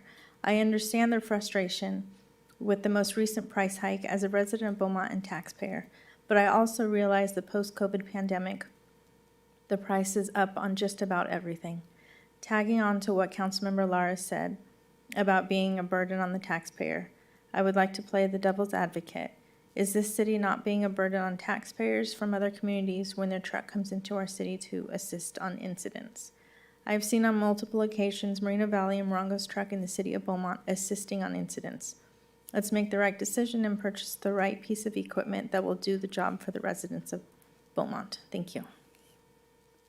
Thank you. 2 more. And what was the name on that one? I missed that. That last one was, yes, Chris Okay. Wetzel. Thank you. This one is from Justin Morris. To the Beaumont City Council, since I only have 3 minutes, I'm not going to go into detail the difference between a TDA and a quint. I'm a firefighter who works for this county. I live in the city. I worked 6 years in this city. To buy a quint instead of a TDA would be a huge disservice to the community. TDA has double the equipment and is more maneuverable than a quint. The TDA can be equipped with double the equipment than what a quint can carry. This is vital in rescues, fires, traffic, collisions, and possible a natural disaster. There are multiple alleys in both residential and commercial parts of the city. A TDA would be able to make it in these areas as a quint would not be able to. The turning of the back allows the truck to get into a very tight space. A quint would not be able to make some of these areas. The tight turns will not allow the apparatus to get into the right position. This is vital in saving lives of not only the public, but firefighters themselves. As firefighters, we'll push ourselves no matter what, which can be dangerous. Why? Because we have a job to do. Might as well make it safer with buying the correct equipment for the job. If you have a piece of equipment that cannot make it into these tight spots, The specialized equipment is now worthless and becomes a problem instead of being the solution protecting the community. As firefighters, we know what we need to do to get the job done. Do you want doctors working on during an emergency with equipment that might get the job done? I'm sure you want them to use the equipment that is right for the job, even if it costs more money. There is no different. As firefighters, we want to be the best equipped so that we know for a fact we can get the job done efficiently and safely. By spending more money, you will be able to know that your fire department and the community is going to be protected. I leave for my shift and am gone for multiple days. I want to know that my family is going to be protected in the case of an emergency by firefighters with the right equipment to get the job done. I'm sure you want that for your family too. It is a very simple decision. Give a personal protecting the community and your families the right equipment to get the job done. When it comes to safety of not only the community but your own family, why would you want to jeopardize safety and efficiency over money? Do what is right. We voted you to make decisions that are ethically correct, putting your community first. As firefighters, we know this community and what works and what doesn't. We don't need to tell you what to do to get the job done. Why would you question what we need? We run 911 calls when we need to keep this community safe. Respectfully, Justin Morris. Right, thank you. And last comment is from Lori McLaughlin. Council members, without reservation, I support the purchase of a new ladder fire truck, of a new large ladder truck for the City of Beaumont Fire Department. As Beaumont grows, we quite obviously need the apparatus necessary to protect and serve our citizens. I ask all council members to please vote in favor of purchasing the larger ladder truck for the City of Beaumont. Thank you. Thank you. Okay. With that, we'll close public comment at 7:40 p.m. and open it up to council discussion. So whose lights are on? Mr. White, you're up. Yeah, first a couple questions on the earlier report. You showed us that we would be out of reserves after a certain period of time on the different makeups of the engines and the squads, but there was no analysis, or did I miss it, of a truck, whether it's a TDA or a non-TDA Quint? No, and just for clarification, this is your revenues versus your expenditures, so ongoing. You would still have your reserves where this is not taking into account of using any reserves. But I yes. mean, our expenses would exceed our revenues. Correct. Was So- based on engine and squads, not any analysis on a truck. Yes, there was. The second scenario, can you pull it up, Jennifer? Yeah. So for clarification, a truck is either a TDA or a rear mount because they both require the same staffing. No, I understand. I thought I saw engines. I didn't, I apologize if I missed that, but, okay. So a couple of comments about some of the comments and,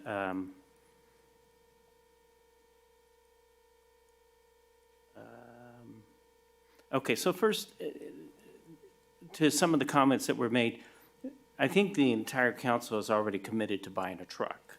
That was never the issue. And one comment that was made on one of the callers was that we should go back to our original plan. Well, our original plan never included a TDA. Originally, we were not looking at a TDA. We were looking at a truck, and that was when we were talking 1.2, 1.4 million. No, that was a TDA also? So, okay. And our job is to make the best decisions that we think are the best decisions for the community, but it also includes our management of our resources.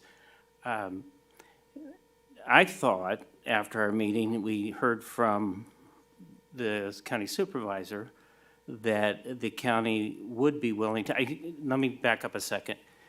I think the position that I was taking was based on some points that Mr. Lar made, which was that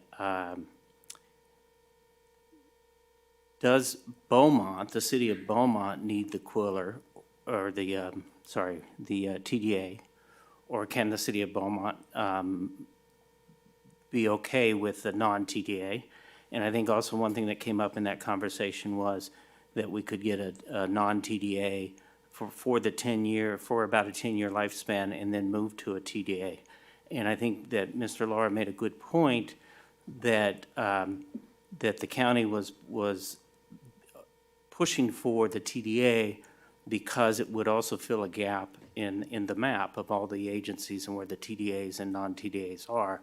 And my concern, which was raised from some comments that Mr. Laura made, was that maybe he's got a good point. Why should we be paying for the TDA versus the non-TDA if the county is pushing for it? So at that point, my thought was, well, and I think I was planning on coming back tonight to say, well, I'm more than willing to commit to the price of a truck that's a non-TDA, and if the county is going to fill their needs with the truck, that we would go ahead and ask the county to pay the difference, and then we would get the TDA.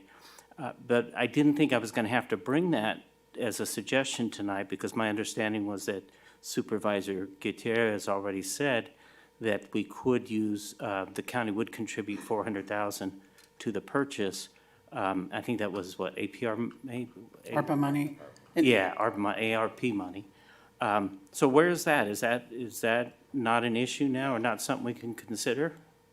So the application for the county ARPA money was turned in last week.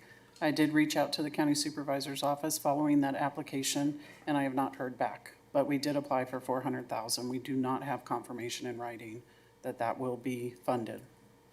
Okay, and I'm still of the position that I think we all are, we need a truck, and I don't think there's any question about that. But again, I would like to, I mean, we already have a lot of other issues with the county, probably too many to mention not related to fire. And my thought would be that we give them an opportunity for that grant to go through. One question I did have for you on these quotes from Rosenbauer and Spartan, do we have a timeline on when those quotes are good for? Specifically, the Spartan quote will expire July 15th. I did get an email from the representative today. He is willing to give the city a $50,000 discount if we issue a purchase order before June 30th. Okay, and then after July 15th, we would have to get a new quote. Correct, and the price could go up. In July, so June 30th is 10 days, July 15th is 25 days. Correct. So we could approve an idea that we will give the county that amount of time before we make a final decision, and then pull the trigger on whatever that is. We do not have another council meeting until July 18th. Understood. But I'm saying we could make that comment tonight, and we could make a condition of the purchase based on whatever the rest of the group decides. So that's all that I have at this point. And I'm interested in hearing from, like the commentator said on the phone, I thought we had this all decided when I left in the middle of that meeting, but I recognized we'd only agreed to set the money aside on the CPI, but I thought we'd already agreed that we were going to go with the TDA. So that's why I agree with one of the callers that I thought we had already settled this. But anyways, that's all I have. Sorry it took so long. All right, let's continue. Mayor Pro Tem. Yes, thank you. Ms. Gibbs, is that ARPA application dependent on whether we make a decision tonight or not? That application will continue to be processed, correct? As far as I know, it's in the county's hands, yes. Okay. And my personal thoughts is I don't think they would go back on the support for that if our local supervisor has pledged his support for it. I made comments in the previous meeting, and I appreciate hearing from the public. I had the opportunity to talk to a few constituents as well. And it just so happened yesterday I ran into a Beaumont resident who was a retired police chief, or fire chief from Orange County. I had a conversation with him yesterday, and he echoed the same comments that we heard this evening from our other residents. And so with that, I don't really have any other questions. I just would support option 1A with the TDA truck for the Spartan 105 Quint tractor-drawn aerial. Thank you, Mayor Pro Tem. Councilmember Lar? Yes, thanks, Mayor. Thank you very much for the breakdowns on the cost. It's a concerning issue that we're going to be looking at here shortly. I agree. I had thought we could probably get by with a 75-foot ladder truck. I agree. We need a 100-foot ladder truck. To me, the question is how far do you go? I know this Corona had purchased a 100-foot rear mount ladder truck not too long ago, and that's a city that's growing in population, very large currently in population. So 100-foot ladder trucks, rear mounts are still being purchased and used. Is that correct, Chief? Yes, they are. And the other thing I wanted to mention was I really appreciate the fact that you brought this need to our attention so that we could address this at this time. So thank you for that. One thing on the rear mount aerial ladder trucks, there is a problem that our department is running into with the 75-foot and the 105 rear mount aerial ladder trucks. And that is the weight issues of being able to carry equipment.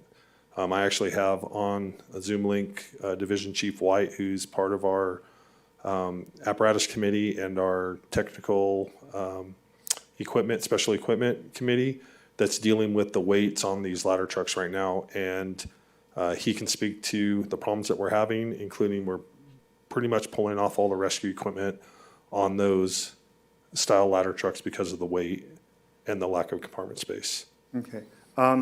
And you had mentioned in the last meeting that I think Moreno Valley has a TDA that is available. Have we in the last few years ever called and had that TDA or a need for that TDA in Beaumont? Yeah, we've used that TDA multiple times. We use that TDA a lot on the 60 freeway through the Badlands for auto extrications, over-the-side rescues. It's assisted up on Lambs Canyon. It's come over on the 10 freeway near Oak Valley because we don't have sufficient amount of airbags for lifting the vehicles off of trapped people. So we've used that quite a bit. Okay. So, and I guess maybe that's kind of the thing that after looking at and doing with the research that I'm going to do, I understand you've got more cubic storage space on a TDA than you do rear mount ladder truck. I think it's about 400 cubic feet difference depending on the manufacturer. I understand that depending on manufacturer, the difference in height may be from 2 to 12 inches on a rear ladder versus a TDA. And so to me, what it kind of boils down to, at least in my opinion, is the mission, right? My mission and responsibility is to the citizens of Beaumont. The TDA needs that you just referenced were the 60, the 10, Lambs Canyon, which are a larger mission, such as yours. You're responsible for the city of Beaumont as well as the unincorporated area of the county of Riverside, as well as Calamasa, Banning, Morongo. You guys have a larger mission, and to me, a bigger responsibility, which is why I think that the TDA is a piece of equipment that the county would benefit from as well as the city of Beaumont. And I think in our second meeting, we had talked about reaching out to the county and to seeing if they were interested in helping to support us in this difference in cost, because they had given us one price, and then a few weeks later or a month later, they said, well, no, we're wrong, we're switching vendors and the price is now more. And we had asked whether they have any interest in covering that or making that difference, and the answer at that time was, no, they don't. Do you remember that? I remember that, and that is, I would say a true statement on part of what you just said, but not true on the other. Okay. It is true that they did switch vendors, but they switched vendors because they found problems with the Rosenbauer, and that's why they did not go with the Rosenbauer. They found that it was built for light duty use and not a heavy duty use, and that it wasn't going to last, and it would end up costing the city more money in the long run. So they went back. The reason that they switched to Rosenbauer is because they were having issues with we've used two vendors. One of the vendors that we were using was having a problem keeping up with demand, and they were over 2.5 years behind in even starting a ladder truck. So when they went back to Schmiel Spartan, the price was over the $2 million range. So then they shopped for another truck. They found the Rosenbauer. It was a less price. They went and looked at it after they decided they were going to go with it. And when they physically went and looked at it, they found flaws in it according to the specs that we build our trucks to. Okay. And that's why they went away from that. And back to, because the one that you saw here from Reno Valley is a Schmiel. That is also the one that the city of Redlands just purchased. It's the one that Loma Linda just purchased. Okay. Are the Schmiel Quillers.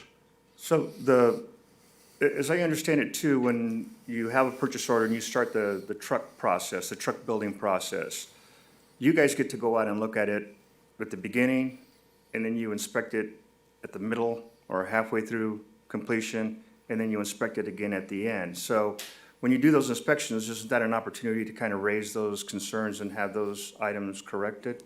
Well, they did talk to Rosenbauer about correcting those items, and it drove the price up to where it was in the $2 million range to fix the welds that they saw problems with, and to build it up to what the Schmiel was built to, and it brought it up to that price range. So it was, why gamble with another truck that we've never used, and then we already have those other ones in service that our firefighters are familiar with operating. We already have a good relationship with them, so we went back to that manufacturer. Okay.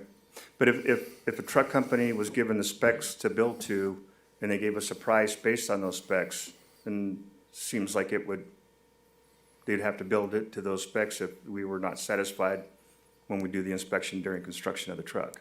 They do, and in fact, one of the trucks that they were just having issues with, they found some issues that were going on, and they went line item by line item over 500 pages to make sure that the manufacturer was building the truck correctly, and that was for, I believe, the Indio truck. Okay. So that's kind of what I'm looking at is with the impending cost. Do we know, and maybe this is a new point, but any cost savings that we have, does that help stretch our revenues as far as when we go negative? Say, for example, we saved $400,000 on a truck. Would that extend and say we're looking at 2029 that we would be negative? Oh, no, that's a one-time, so it'd be one-time funds, and you've already programmed those dollars in the budget, this so is it essentially ongoing. just go to your reserves. Okay. All right, well, The thing that would save on cost savings, and I do want to mention, is that the staffing levels in here is if the city pays all of the staffing required for any of these scenarios. There's not anything built in if the county were to pick up any of those positions. so then the 3 staffing that the county has committed to paying doesn't include the 2 additional that they're going to be adding once we open 106, is that correct? The 3 additional that Chief Weiser sent in a letter was for the truck only. The ladder truck, right? And I do want to note, I did meet with Deputy Deputy Pemberton yesterday, who reports to Weiser, and I did bring up that issue that we are budgeting at the full staffing of 12, and that we appreciate Chief Weiser's letter committing to the 3, but that I would recommend to council that if we went down that road, that we would want an exclusive agreement that locks in the staffing level of those 3. Okay.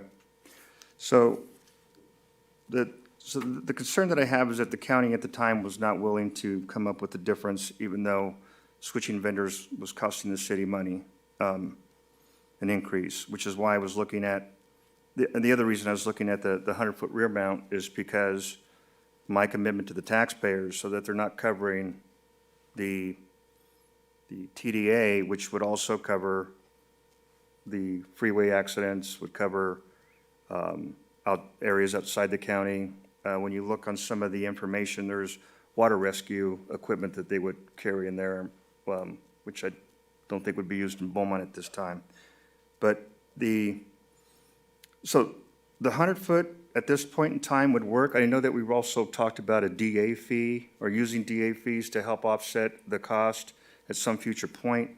That's not money in hand, so that's a concern as well. I don't want to spend money we don't have. So that, and the other thing, during the research, we've also come up with the understanding that, or the fact that we also need a squad now, which was not talked about at the beginning. So in order to stretch the tax dollars, and a squad is very important. They're both important vehicles, but when you look at over the last 5 years, 97% of the calls are non-fire related. When you look at last year, 98% of the calls were non-fire related. So to me, the squad is just as important as getting a 100-foot ladder truck. And I think if we get the rear mount, will enable the city to purchase both, not only the 100-foot ladder truck, which is needed, but also the squad, which is also now needed. And that's my thought on those, Mayor. Thank you. Councilman, can I address you on a couple of those? So first, you brought the attention that the ladder truck from Moreno Valley, it's serving the freeway area, Lambs Canyon. Well, the reason it's not coming in the middle of the city is because of our response times. So during an initial response to a fire, we are looking for an 8-minute window for a truck to respond off an initial alarm. After that, it goes to a 19-minute, to a second alarm. It's about double that time, 16 minutes. Well, the Moreno Valley truck sits outside of that 16 minutes, so that's why we don't get a truck into the middle of the city. That's why Morongo will come on a second alarm. By then, it's almost too late to have a truck there. We need a truck to respond in the middle of the city within that first 8 minutes. Okay. Now, one of the things you're also saying is about the truck going into Banning or to the county area. Well, I'll tell you that Station 22, that's in the county, it's 100% funded by the county, responds to the whole north of the city at no cost to the city. They predict everything from Cougar north of the city limits and down into the Tournament Hills area. So you're getting services from them that you're not paying for. So that's the way that the system is, that Right. Beaumont gives a little, the county gives a little, Banning gives a little. Because even with the Engine 20, you're paying for a third of the staffing there. You don't pay for any of the support costs of the engine, any of the Exhibit A cost. So that is also responding to the north and the south part of the city limits. So that's how that works. Sure. As far as, I'll give you I think it's a good analogy, at least in my head it is. The rear mount TDA is like if you went up to the chief of police, issued each one of his officers 2 bullets in their gun. And then the TDA is like if you gave them a full magazine. They don't pull their gun out, and they've had, 2 shootings in the last year? They needed all those bullets. By equipping us with the rear mount aerial, you're not giving us the equipment to do the job that a truck company does. It just doesn't hold the equipment. So we need to be able to do the job that a truck company does, and that's what the TDA holds. So I'm telling you as the expert in the fire service that Beaumont needs a TDA, not a rear mount aerial. Okay. I appreciate that. Thank you. And the other thing that I look at is by the time we would get our truck, whatever that truck is, we'll have a truck in Morongo, we'll also have a truck in Calamasa, and we'll have a truck here. So we'll have 3 trucks to help service our citizens in and around the pass area. That's the other thing that I look at as well. Well, one thing you have to look at is the other 2 are not our department. They're not affiliated with our department. So they don't have to send their truck to any of our calls. We have agreements, so as you indicated. No, there is no agreement for a truck. The agreement is, it's a mutual aid agreement, which means that you have to call and request it, and then they can either accept or deny. Right, but they've sent it. You just said Morongo sends theirs. Morongo has sent theirs, but. I'm sure Calamasa would do the same. But again, I go back to that time frame. The Morongo truck right now, in the bubble, only goes to, not even to Pennsylvania. It goes to Highland Springs. Right. And serves that part of the city. It doesn't serve this part of the city. And we'd have a truck to service the other part of the city, and Calamasa would have a truck to service the other half city. We'll have 3 trucks with 100-foot ladders on them. You have further questions? No. Okay, so let's go ahead and move on. Thank you, Chief. If I Thank you, need I'll Chief. give you a call up. Quick question to staff. So remind me again, when the concept was originally planned for 106, what was originally anticipated as far as apparatus? My understanding was a truck, I'll be honest with you. I don't know if it was a ladder truck or a TDA. Okay, so the bays that were built and so forth didn't have any specific apparatus in mind. It was just built to Just hold a truck. something. Okay. Yeah. I'd have to go back in the records to see. Yeah, I don't believe there was discussion at that time, but I just wanted to verify. So here's one of my concerns. I was always under the impression that we were gonna have 2 trucks at that station. And that was maybe just something I just assumed. Looking at all the other models, you have a squad and an engine. So I just assumed we were gonna have a squad and an engine at that station. So we're gonna have a squad and an engine at the west end, because that's what we were telling our people, that 80% of the calls for medicals, we would have the squad for that, and we'd have an engine with the pump. So that would be for fire suppression, and then or firefighting. And then over here, we have a squad and engine. So that was what I thought we were originally going with, until we started to discuss what other options we had. And then the TDA came up, and then I liked the possibilities and the parameters and so forth. The problem is, now we're looking at going just to 1, and there is no option for 2 unless you're gonna go with the squad and a TDA, and with the personnel, it's out of our budget at this time, in my opinion. So that brings my concern. So if we're going with the TDA, we have this TDA that can do multiple things. So we get the fire, we get the emergency, so that's great. But now we have a regional approach where we can have it used in many areas because it can do many things. So yes, it can do and go various places. So my concern now is that if it's off doing regional calls, what's left at my 106? We're back to where we were. There's nothing there.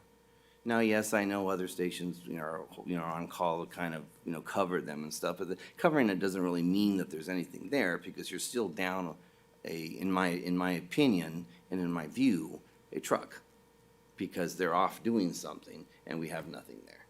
So now what do our citizens get? They get exactly what we're getting now, which you have to rely on this side over here with the squad, unless we decide to move the squad. But now if we're moving the squad, then we still, our geographical area is pretty in a way to where if we take this and put it over there, we're still gonna have some problems over here coverage. And if we keep it, so you're always gonna have a give and take for that idea of where you put it. And that's something that we can discuss and, with the chief as far as, where our best, for that would be in the future. So my question is, and maybe the experts can tell me, if we have this possible regional apparatus that could be out on calls in other places, could that be a detriment to the city in a way, because there's nothing there at that station? Can you just comment on that briefly? So if you look at the other cities that are in the county that have trucks, Moreno Valley, Jurupa Valley, all those How many cities. trucks do they have at that station where that truck is? So in Moreno Valley, because their TDA does not have a pump, they have a engine there also. But a lot of things, when you go to Paris, you go to Lake Elsinore, it's just a truck because it's a Quint. So it's staffed alone. If there's a call in the city for services where the truck's needed, whether it's a medical call or it's a fire, we do move up in covers. Now, we typically don't move trucks up to the different areas. That becomes because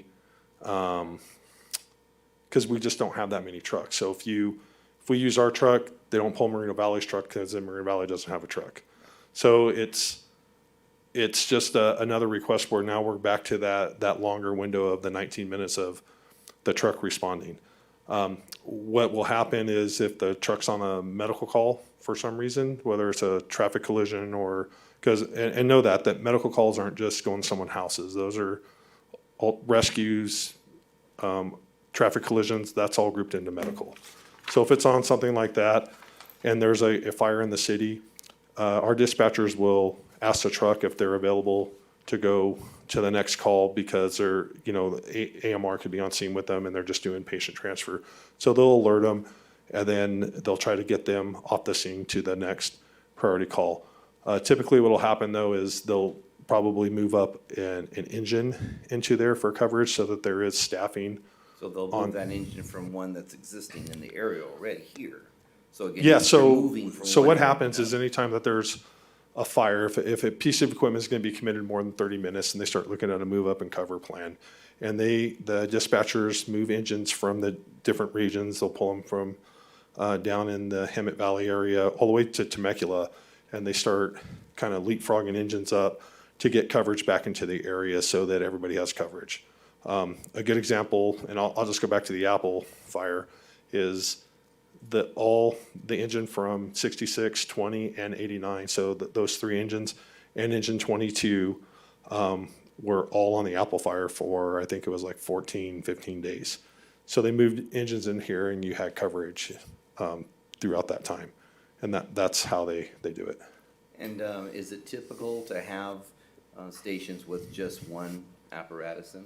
Yeah, most of your stations all have one staffed apparatus. The Quiller concept is something new. We've run the 75-foot rear mount aerials for the other two cities. Everything else has had. We had the TDAs that didn't have the pumps. But when you don't have that, then you have to put an engine there because you want to have a pump for, you know, fire suppression in that area. So your staffing level goes up, which your price goes up then. And then those Quillers that do have pumps, then that would be typical one apparatus at that station. Correct. Because they can do paramedic, they won't need a squad. Yeah, they don't need a squad, or you move the squad from 66 over there if you don't want that truck to run as many calls. And you just go back to what 66 used to be, was just an engine. So tell me how then our participation works then. So we know that, we'd mentioned earlier that some of our surrounding neighbors don't necessarily have an agreement, therefore their response depends on their whatever. Right. So how does that work vice versa now, going from our view? So if we have this TDA, then what are our agreements with the surrounding? Who's entitled to that? That's a mutual aid request that would have to go up. It gets filtered up to the duty chief if there's requests. So the agreement that's with Calamasa right now is that we will send one engine for either a wildland or a structure fire. And that's it. No medical calls, nothing else. Everything else is a mutual aid And request. they do the same for us, it's a mutual? One engine. Okay, and then as for Moreno Valley, how does that work again? Well, it's not Morongo Valley, it's the Morongo Reservation. Well, Morongo and Moreno, but both of them. Oh, Moreno Valley, you said? Yeah. Oh, I'm sorry, I thought you said Morongo I'm Valley. sorry, I'm way back So here. for Morongo, we have an auto aid agreement with them with their engine right now. So for their engine, we don't have to ask to use their engine. Their truck, though, right now, does not get dispatched until a second alarm. And that truck's referring activation. to the TDA, the ladder truck. Their ladder truck, and it's not a TDA, it's a rear mount. Oh, it's a rear mount. Theirs was the one that was in the parking lot that couldn't make the turn. And that's the second alarm. So Yep. what And we, Moreno Valley, that's part of our department, so we can just go there off an initial. If there was a structure fire that was within the response bubble, basically our engines are dispatched and our equipment's dispatched by, we call it AVL, it's GPS. Whatever the closest thing is goes. So if the truck was driving down the freeway and it was the closest unit there, they would send that to that fire. But so that's, if one of our centers caught on fire, then, and we had a TDA, then we'd obviously be, as long as we have it at them here, Yeah. would go there. And then Moreno Valley would respond if theirs is available automatically as well? Or is that, this is not a second alarm? well, so off the initial, it'd be whatever the closest equipment is off that first. That they Off the have? GPS, us or them Okay. or whoever's part of our department. So Marina Valley's part of with Riverside County Fire Department. Same with San Jacinto and some of the other cities that are around. So you're gonna have 5 engines plus the truck company that's gonna go off the first alarm and a battalion chief. If they request a second alarm, then they're gonna request a truck, so it'd be the Moreno Valley truck that would come up to help, because it should be for these new businesses, closer than probably the Morongo truck.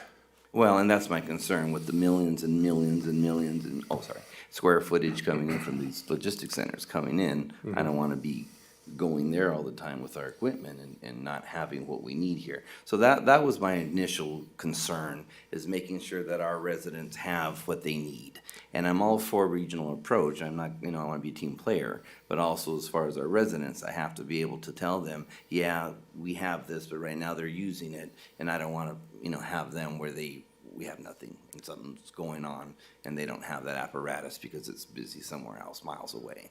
That's my concern. I mean, that could happen. I Of mean, course. but even if you put an engine or you put a squad there, it's the same thing. It's the regional cooperative fire protection that they do under the umbrella of Riverside County.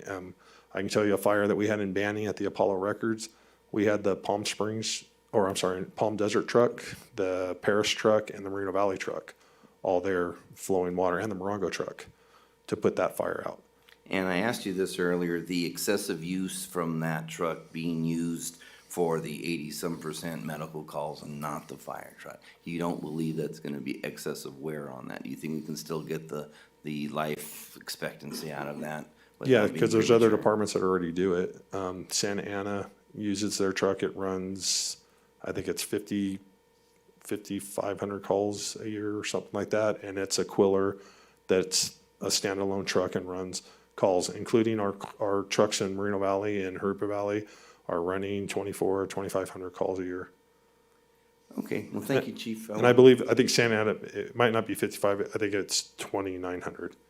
Okay, So, yeah. want to discuss with council a little bit. Do you have a question? Chris? Yeah, I have two Oh. quick questions. What's the difference in the amount of equipment that the Spartan versus the Rosenbaum TDA can carry? As far as the TDAs, probably they're the same because it's the same tractor length. Okay, and then to the points that the mayor raised, one thing I thought of, I think he makes a good point, and we talked about 2 engines, 2 squads, and we also talked about moving the squad from one station to the new station. But if we don't do that, and we have an engine and a squad where they are now, we have the new TDA truck that is on call for the rest of the county if it's necessary, and that does get pulled away, then we don't even have a squad there. So we would be using our squad for 90%, whatever the number is, the majority of the calls being medical. So we'd have to either rely on just our squad or also bring in a squad from a different area if our squad's already being used. No, they don't bring in other squads because usually those are just straight city Okay. purchase, city-owned Okay, pieces of so- equipment. So that helps me with my next question, which is, let's for this hypothetical, let's not worry about staffing levels. Okay. But would you advise us that purchasing the TDA versus the non-TDA, but at the same price, purchasing a truck and the 105 non-TDA truck and a squad, that we would be providing a better service for our community if we had both a truck and a squad versus just a TDA? I completely disagree with that statement. I'm not Oh, making I a thought you said statement. that I'm was yes. asking you if you would think that the TDA provides better service to our community than a truck and a squad. Yes, I believe the TDA provides better service than a rear mount aerial and an additional squad. Okay, thank you. How about, thank you, Chief. So, there was something I was gonna ask you and I forgot what it was. All right, well, let's have more discussion. So, anything else you want to discuss or ask of one another while we're up here?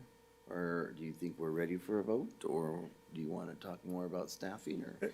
I've got a suggestion on a potential motion, if that's, I'll entertain anything. okay. Keeping in mind that we have until June 30th to maintain the price. We also have an application into the county for the difference in funding. Quick question. Who approves ARPA funds? County, state, or fed? Each agency gets their own ARPA funds. Okay, so they already have this. Okay, go ahead. Sorry. So kind of keeping that in mind, if, I would make a motion to purchase the TDA on the contention that the county can come up with the extra 400,000 or the ARPA funds, which would enable us to purchase the TDA and a squad. And we wait till June 30th so that they, before we file the purchase order. If we don't get that, then we go ahead and get the 100-foot rear mount ladder truck with the squad. That's, and that would be my motion. Does that make sense, Mayor? Yeah, it does. I just don't know if I am on that. Can I ask a question of the chief regarding your motion? Sure. It actually was not a motion, it was a Okay, suggestion. all right, for the suggestion. So we all understand we have an aging squad. How Yes. much life left is in the current squad that we have? I don't remember what that was. I don't know, maybe, It's 30 20 years years old. old, Yeah. and we've put $70,000 into it in the last 4 or 5 years. Okay, so we're due for one. And your intention is just to replace the vehicle and we keep the same number of personnel? Yeah, that's, well, yeah, Okay. answer your question. I've got two questions, Chief. So if we go rear mount, is that just as regional as a TDA? I mean, it'll have a pump, so obviously we wouldn't Right. buy anything without a pump. yeah, I mean, it doesn't matter what piece of equipment you put at 106. It's, Still part of that. yeah, it's all part of the department. But what I will tell you is the Moreno Valley truck doesn't leave Moreno Valley very often. It comes up here every once in a while because of the response, that bubble, that time frame. Right. So the truck here isn't going to leave the city of Beaumont that often. It's going to be in the city, I would 90+% of the time, besides maybe going down the freeway on a couple calls. The only question I have with that, or problem I have with that, is I'm just not sold on the rear. Okay. I saw them perform, and they just, to me, for the price difference, I really think it would be detrimental to the personnel that drives it and everything else. I understand. Like I said, I just keep going back to the fact that the squad is gone past its use. We're dumping money into a vehicle that is on its, and I just want to make sure that we have a vehicle that is going to be responsive. This one, if it's in the shop, then we don't get that. We're short. So that's the only reason. And then at a future date, I don't have any problem purchasing a TDA. We don't have the buildings built right now that we're talking about. We're talking about a 10 to 15-year lifespan on the truck. So we're purchasing a vehicle, yes, that we can use now. I understand that. But the buildings that are coming online have better access because it's reviewed by the fire department. They're concrete tilt-ups and fully sprinklered. So so we have time, at least in my opinion, and I'm not the expert, obviously. So that's why I was making that suggestion, Mayor. Okay. Mayor, can I make a comment? Oh, sure, City Treasurer. Please. On a numbers aspect of it, just thinking out loud, right now, we're sitting pretty decent on revenue.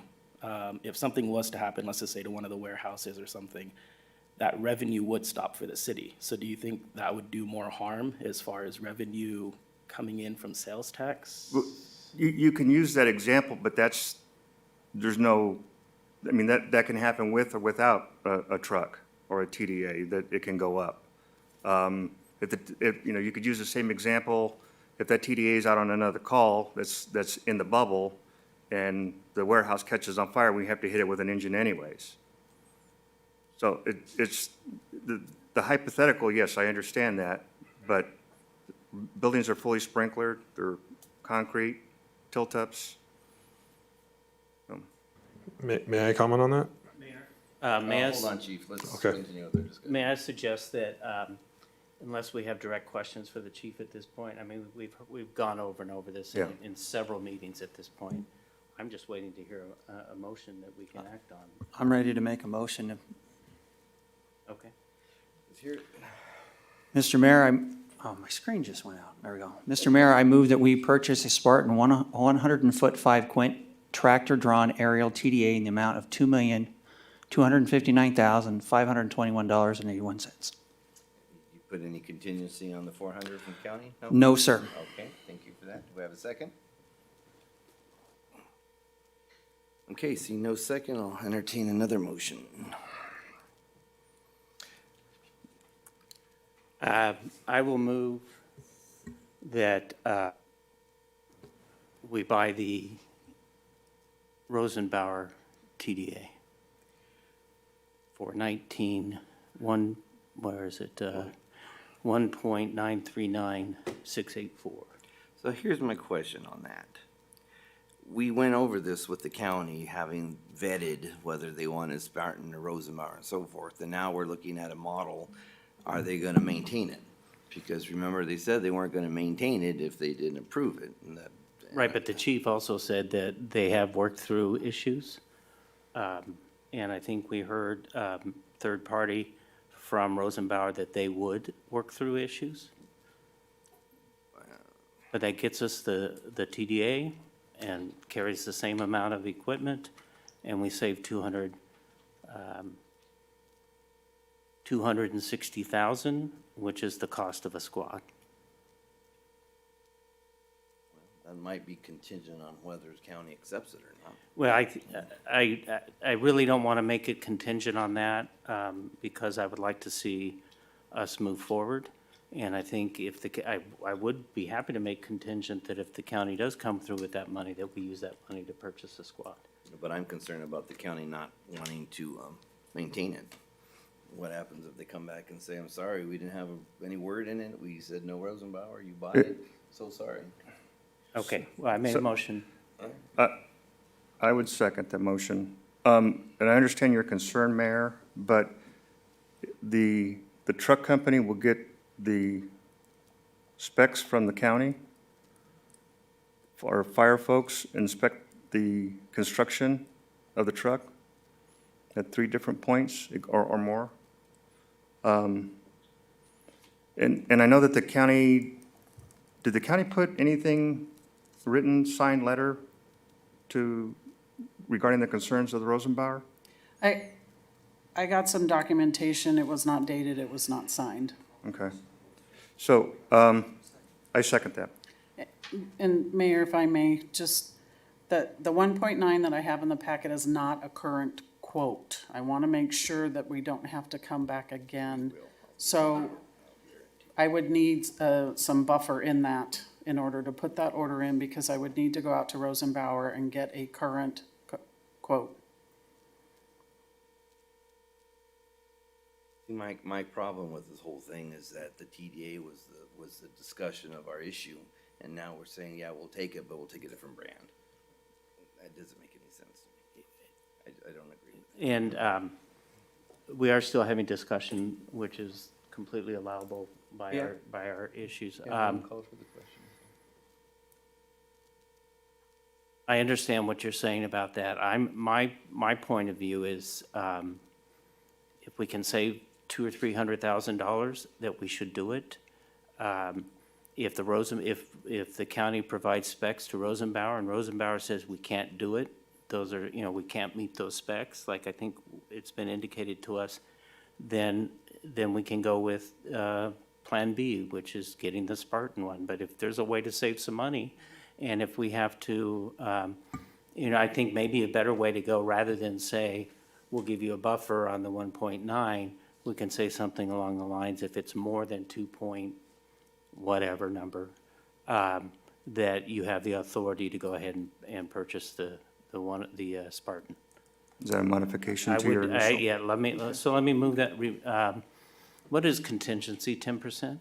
Generally speaking. Okay, so I would say that if Rosenbauer can come in to that 1.939 million within 10% in their quote, that we would authorize the purchase of that one. If they did not, then I would give the staff the authorization to purchase the Spartan. Okay. So now that I've modified my motion, I don't know that. I'll second. The second. Comment before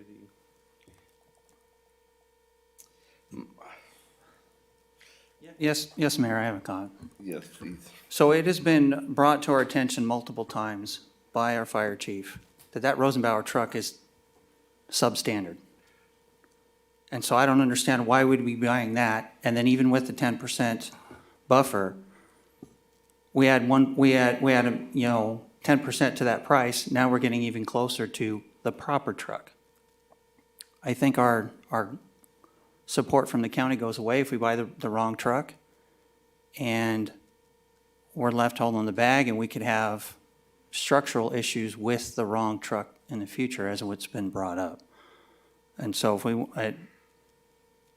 if there's no change in the motion, I say at this point, we call the question and we vote on the motion that's on the table. Well, let's call for the question. Let's take a vote, and then I'll have an alternative motion and see if we go that way. Take a roll call, please. Councilmember White? Yes. Councilmember Voigt? Oh, she's not in here. Councilmember Laura? Yes. Mayor Pro Tem Finn? No. Mayor Martinez? No. All right, so how about this? How about we make a motion to approve the TDA 105 Quint tractor-drawn aerial for $2,259,521.81 with the contingency that the $400,000 is approved by the county's ARPA funds. If the county does not approve that, then we come back here again. Come back here again? Can we, so, Unless you have a better alternative. My next alternative was gonna go to engine and squad. so that was not a motion then, right? Well, it was. There was a motion to approve the TDA with the contingency that the 400,000 is approved by the county. And if they don't approve that, then we do not go forward with the purchase. The concern I have with coming back, two concerns. Number one, we don't know how long, these prices are only good till the 30th. And if we have to come back and make another decision because the county tells us they're not unable to cover that, I think we should go with a different, maybe second choice TDA. I don't know that the chief, and we gotta be careful here, actually said that Rosenbauer was a substandard truck. I think he said that it didn't meet all the standards when they went out and looked at it. Lighter duty. Yeah, so I just think that we can request or require, what I'm saying is, if the county doesn't come in with the 400,000, I'd be more than happy to say, okay, we'll see if we can work a deal with Spartan, with Rosenbauer, assuming that we can stay within 10% of that budget. And to let you know, if you make that motion, I will, you did make the motion? Well, you're making an alternative motion. Well, and I do like that if you're gonna stick with that motion, I am going to, I'm gonna vote for it, just so you know. If the motion is contingent that the county brings in 400,000, I'm gonna vote for that. But my contingent is that if the county can't do that, let's make a decision tonight so that we don't come back and have to worry about getting the prices done. So I'll accept that. Can I ask you a question, Mr. White? So with the $1,939,000 purchase price, we add 10% to that. That is $2,133,652. That's only about $120,000 less than the Quint on the Rosenbauer one. Since when do we say saving 120,000 is only 120,000? I understand that, but I'm just saying, I agree with what has been presented to us, that we get the truck that meets the county's standards. And I believe that the county will follow through with that support if we purchase the truck that they recommend. If we do not purchase the truck they recommend, I think we're in the wind. What if we had the contingency that the Rosenbauer is built to county specs? Well, Because we haven't received anything from the county. The price is gonna go back up. And if we don't make a decision, we've been doing this since November, and the price has gone, every time it goes up. We would be fools to expect if we go past the deadline of the bid, that it's gonna be any But lower. Rosenbauer gave us an estimate. They've built county trucks before, so they have the specifications. Let's just say if it goes back up, then we just stick with what the county's recommending. But trying to save money to purchase a squad is what is what I'm looking at. We've got Understood. to get a squad. And remember, we had this settled. We had agreed to buy the truck that they want in November. So we're not coming back in November because the group up here is undecided. We're coming back all the way from November because we weren't given all of the accurate information. There was a change from a Rosenbauer to a Spartan or Spartan to Rosenbauer. It's not because we're indecisive that we're back here and this wasn't decided and taken care of in November. We gave the county the authorization to purchase the truck they wanted in November. And then they didn't purchase it before the deadline where they raised the price by 5 to 10%. So we're back here in July, not because of our indecision, but because we gave the county authorization by letter from the city of Beaumont to the county to purchase the truck that they want us to purchase. And we're back here and they want us to, and now the price has gone up $300,000. Which leads to, I think the county's gonna follow through with that 400,000 because we're purchasing the truck that they're ultimately Is that a recommending. second to his motion? And that's. Well, I'll be honest, that's why I went to, let's get the truck, and I expect that the county to follow through. I do not want to wait for the county's decision on it and miss the bid, and we have to go back, and now it might even be more. That's why my motion was what it was, and I didn't get a second. Okay. Well, and I think the reason the 400 is so important is because it's holding the county accountable for if they want a regional approach, then they need to show that through monetary contribution. And I think we do our good faith by getting the order in by the bid expiration date. The only problem with that, though, is if the county says no and we put the order in, then his alternate motion was to go with Rosenbauer. No, not an alternate motion. I was just making a suggestion for you. Oh, okay. So I don't know that we've heard your full motion. Well, let's restate.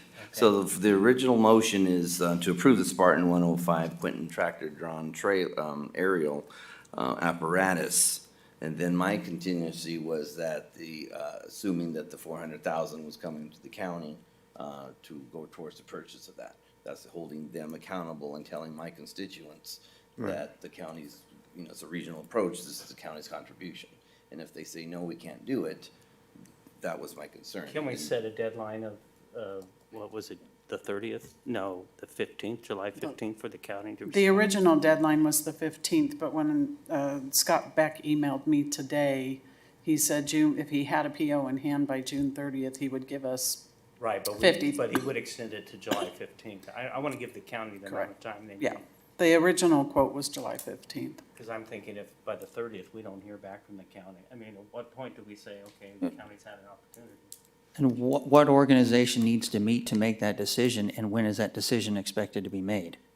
I don't have that information. I'm waiting to hear back from the county on what the process was. We were told to fill out the application, and we did that, and we turned it in. Does that go all the way to the County Board of Supervisors to make a decision, and based on when they meet? Likely- Potentially? Likely, yeah. Okay.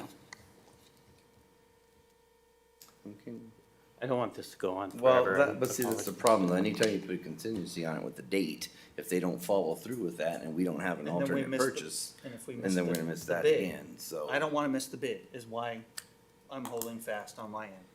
So what if we use the 15th as the original June 30th? That gives the county, That gives us the time to come back. gives them time, and then we could use the alternate motion where we can go with the Rosenbauer if they can build it to county specs for the same price. I'm okay, I wanted to sort of consider another option, which was we give the county till the 15th to give it to, or what is it, the one where we get 5% back, is that the 30th? The 30th. So we give the county till the 30th to come through with the money that they said that we have been led to believe they will put towards a truck. If they don't come back with that money by the 30th, rather than go to the Rosenbauer, we go ahead and purchase this. And at least at that point, when next time the county comes back to us and says, okay, now we're going to raise your staffing costs, now we're going to raise everything else, my point's going to be, well, you could have helped us out when you said you were going to help us out. I think everyone gets the truck that they want. We don't have the Rosenbauer issue. But I think we need to hold the county accountable because the county or whoever it is has put us in this position where in November we were ready and good to go. And now we're back and it's cost us $400,000. So you're saying then you want to give the county till the 30th? Yeah, if you want to withdraw your motion, I could make a You motion. want to give it to the And 30th? that's June 30th, right? 10 days from now. Yes. And do we, okay. Well, So if the county can't make a commitment, my motion is that we go ahead and purchase this truck, and we give the county, we're really not holding it, we give the county till the 15th or till the 30th to commit to paying the difference on this truck. If they don't, then we go ahead without it, and we gave the county an opportunity to really support the regional approach that they want Beaumont citizens to pay for.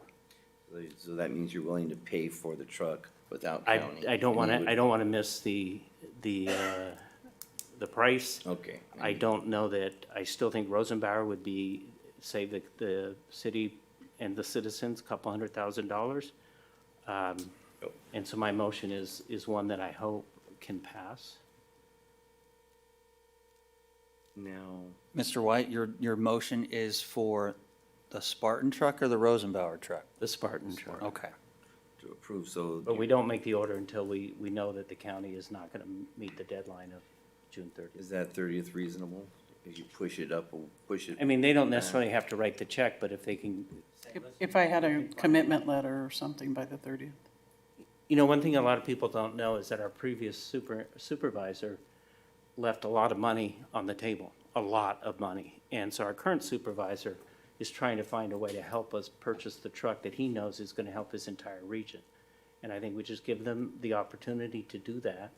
And if they don't do that, then we go ahead and purchase the Rosenbauer. And then we negotiate a little bit tougher the next time the county wants something from us. But your motion doesn't include the purchase of a Rosenbauer if they It does don't. not. Okay. And my question originally was, do we want to push that 30th a little bit more to give them more time? Maybe a week, because I think the supervisors' meeting would probably be that first week. I don't know. they might So we go could dark still make too. the fifth, when's our first meeting in July? The 18th? We could have a special meeting We could. to make the decision and give the county another week. Another week, but I do think we can get a commitment letter from them. I really do. And that I would think be we good. should try if we can. No, I think. All right. So that's- Restate the motion. Yeah, please. The motion is, we Purchase the Spartan. purchase the Spartan, but we hold off on the order until we know whether or not there's a commitment by the county. If there's no commitment by the county by July 7th, what day of the week is that? I don't know if it matters. It's got to be July 7th, that works. Thursday or Friday. Yeah, July 7th, that we'll go ahead and purchase it without the support from the county. I'm sorry to interrupt, but what was the deadline on that bill for the bid for the 50 grand? The 30th. So Also, you're gonna there forego was- the potential 50 grand? We forgot about that. I'm gonna Because give if you the- go to the 7th, the 50 grand is gone. I'm going to give the opportunity, I'm going to give the county the opportunity to put their money where their mouth is what I'm doing. And if that fails because you want to save that 50,000 when you weren't real excited about saving 120,000, then I am okay moving it back to, if this motion fails, then I'd be okay moving it back to the 30th. But right now, my motion is the 7th, and we place the order once we know there's a commitment or not a commitment from the county by the 7th. Wait, but, I'm sorry. But your motion includes purchasing the truck either way. Yes. So why wouldn't we try to purchase the truck to save the 50,000 and still give the county enough time to try to All right, help us? that's a good point. That was my motion. Okay. Oh, I, That was my original motion. I'll second. Discussion. but your motion wasn't seconded. Correct. Do we have Counsel, clarity can I on the re- motion? Can I, Would you like to state the motion? You withdraw your I'll motion? withdraw my motion. David, you may Go ahead. go ahead and make a motion. It's the same motion as before. Can you just make it? Yes, that we, So that do we. the so- people that voted against it want to reconsider that? No, I never had a second. Oh, you did? Died. Okay. It died. Okay, so Mr. Mayor, I move that we purchase a Spartan 105-foot Quint tractor drawn aerial TDA in the amount of $2,259,521.81. I'll second. Councilmember White? No. Councilmember Voigt? Oh, I'm sorry. Councilmember Laura? No. Mayor Pro Tem Finn? Yes. Mayor Martinez? Yes, I thought we were. So I will make a motion that we approve to purchase the Spartan TDA, but that we make a demand from the county to make a commitment to support that. And that demand is, the purchase of the Spartan is not on condition of the county coming forward, but I do want to put the county on notice that Right. Beaumont expects them to pay the difference. Right. So that's my motion. I'll second that. Okay. Councilmember White? Yes. Councilmember Laura? Yes. Mayor Pro Tem Finn? I have a point of clarification. There is no deadline on that, correct? On that motion? There, you're right, I did not put a deadline on Okay, it. yes. Mayor Martinez? Yes.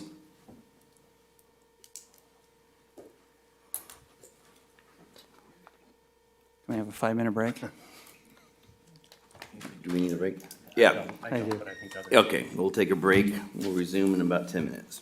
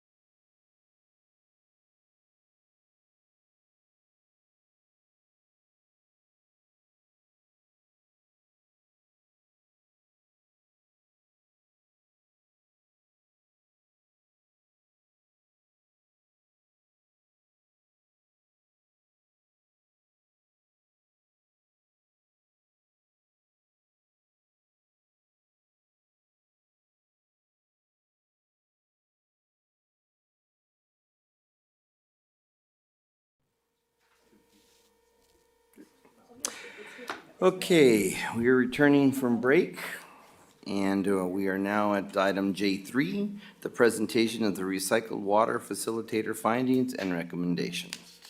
Staff report, Mr. Van Bell. Good evening, Mayor and Council. First item tonight for me is a recap and just presentation of the recycled water facilitator findings and recommendation. The city hired a facilitator to produce a report in conjunction with Beaumont Cherry Valley Water District and the San Gorgonio Pass Agency. The city and those entities have met in 2x2 meetings and then a combined 2x2 or 2 cubed meeting. And we're presented with the findings, which are attached in the report, and this is a receive and file. If you have any questions, we'd be happy to address them. Okay, thank you. We have public comment on J3. I have no written comments. Nikki, do we have any callers on the line? There are no callers on the line at this time. Okay, thank you for that. Do we have any questions or concerns from council? If not, this is a receive and file. Mr. Lara? Mayor, I'll make a motion to receive and file if there are no questions. None, so I'll second. Councilmember White? Yes. Councilmember Voigt? Yes. Councilmember Laura? Yes. Mayor Pro Tem Finn? Yes. Mayor Martinez? Yes. With that, that'll brings us to item J4, award a professional services agreement to Albert A. Webb Associates to provide engineering services for wastewater treatment plant site improvements. Mr. Van Bell.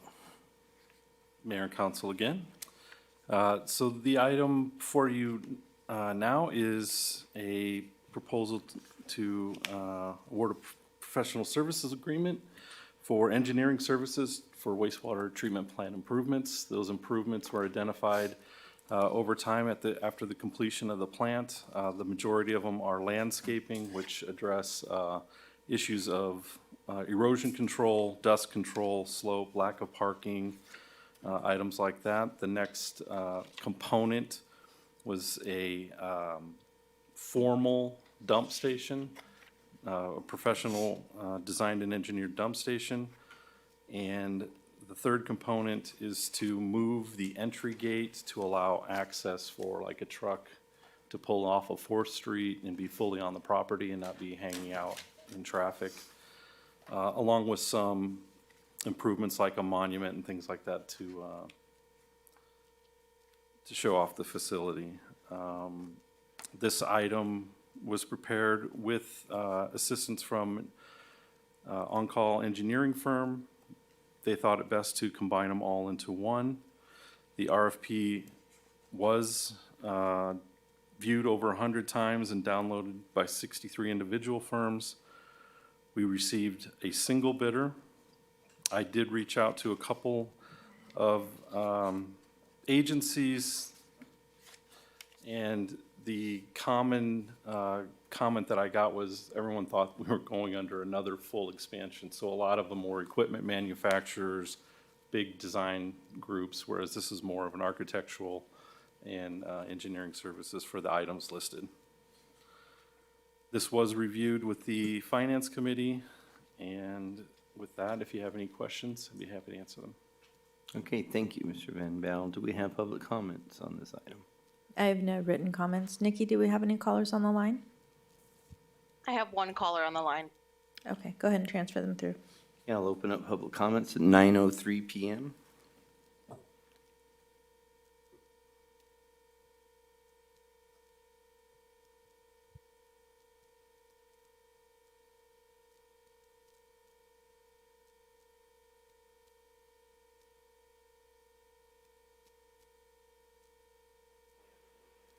Caller, can you hear us? Yes. Okay, go ahead and state your name and go right ahead. Am I good? Okay. My name's Ron Roy. And can you hear me? Yes, we can. Okay. Thank you. Yeah, I had a couple of quick questions about the wastewater. And the first question is Beaumont's retreated water distributed through the city's fire suppression infrastructure? you know, the pipes that go to the building and, you know, that when you have to attach the fire hoses and that sort of thing. Does the city use retreated water for firefighting and fire suppression? The other question is, does Beaumont's retreated water reach Nicholas Park to supply water for the park's landscaping? And the third is, does the city have a revenue breakdown as to how Beaumont, what kind of revenues Beaumont is receiving for its sale of retreated water to other agencies and entities? Is there kind of like a chart showing how much money are they making? Thank you. All right, thank you, Mr. Roy. I don't know if he's referring to J4 or J3 in his questions. But I think he's talking about this one. on this one here, okay. Did you want to address any of those real briefly, because we're... Yes, certainly. Currently, the city is not distributing recycled water. So that means there is no revenue numbers because we're not selling it. And currently, it's obviously not deployed through any firefighting pipeline as questioned, nor does it reach Nicholas. That is all under the purview of Beaumont Cherry Valley Water District as the distributor in the area. Great, thank you for that. And do we have any questions from council? Councilmember Laura. Just a quick one in regards to the public comment. Mr.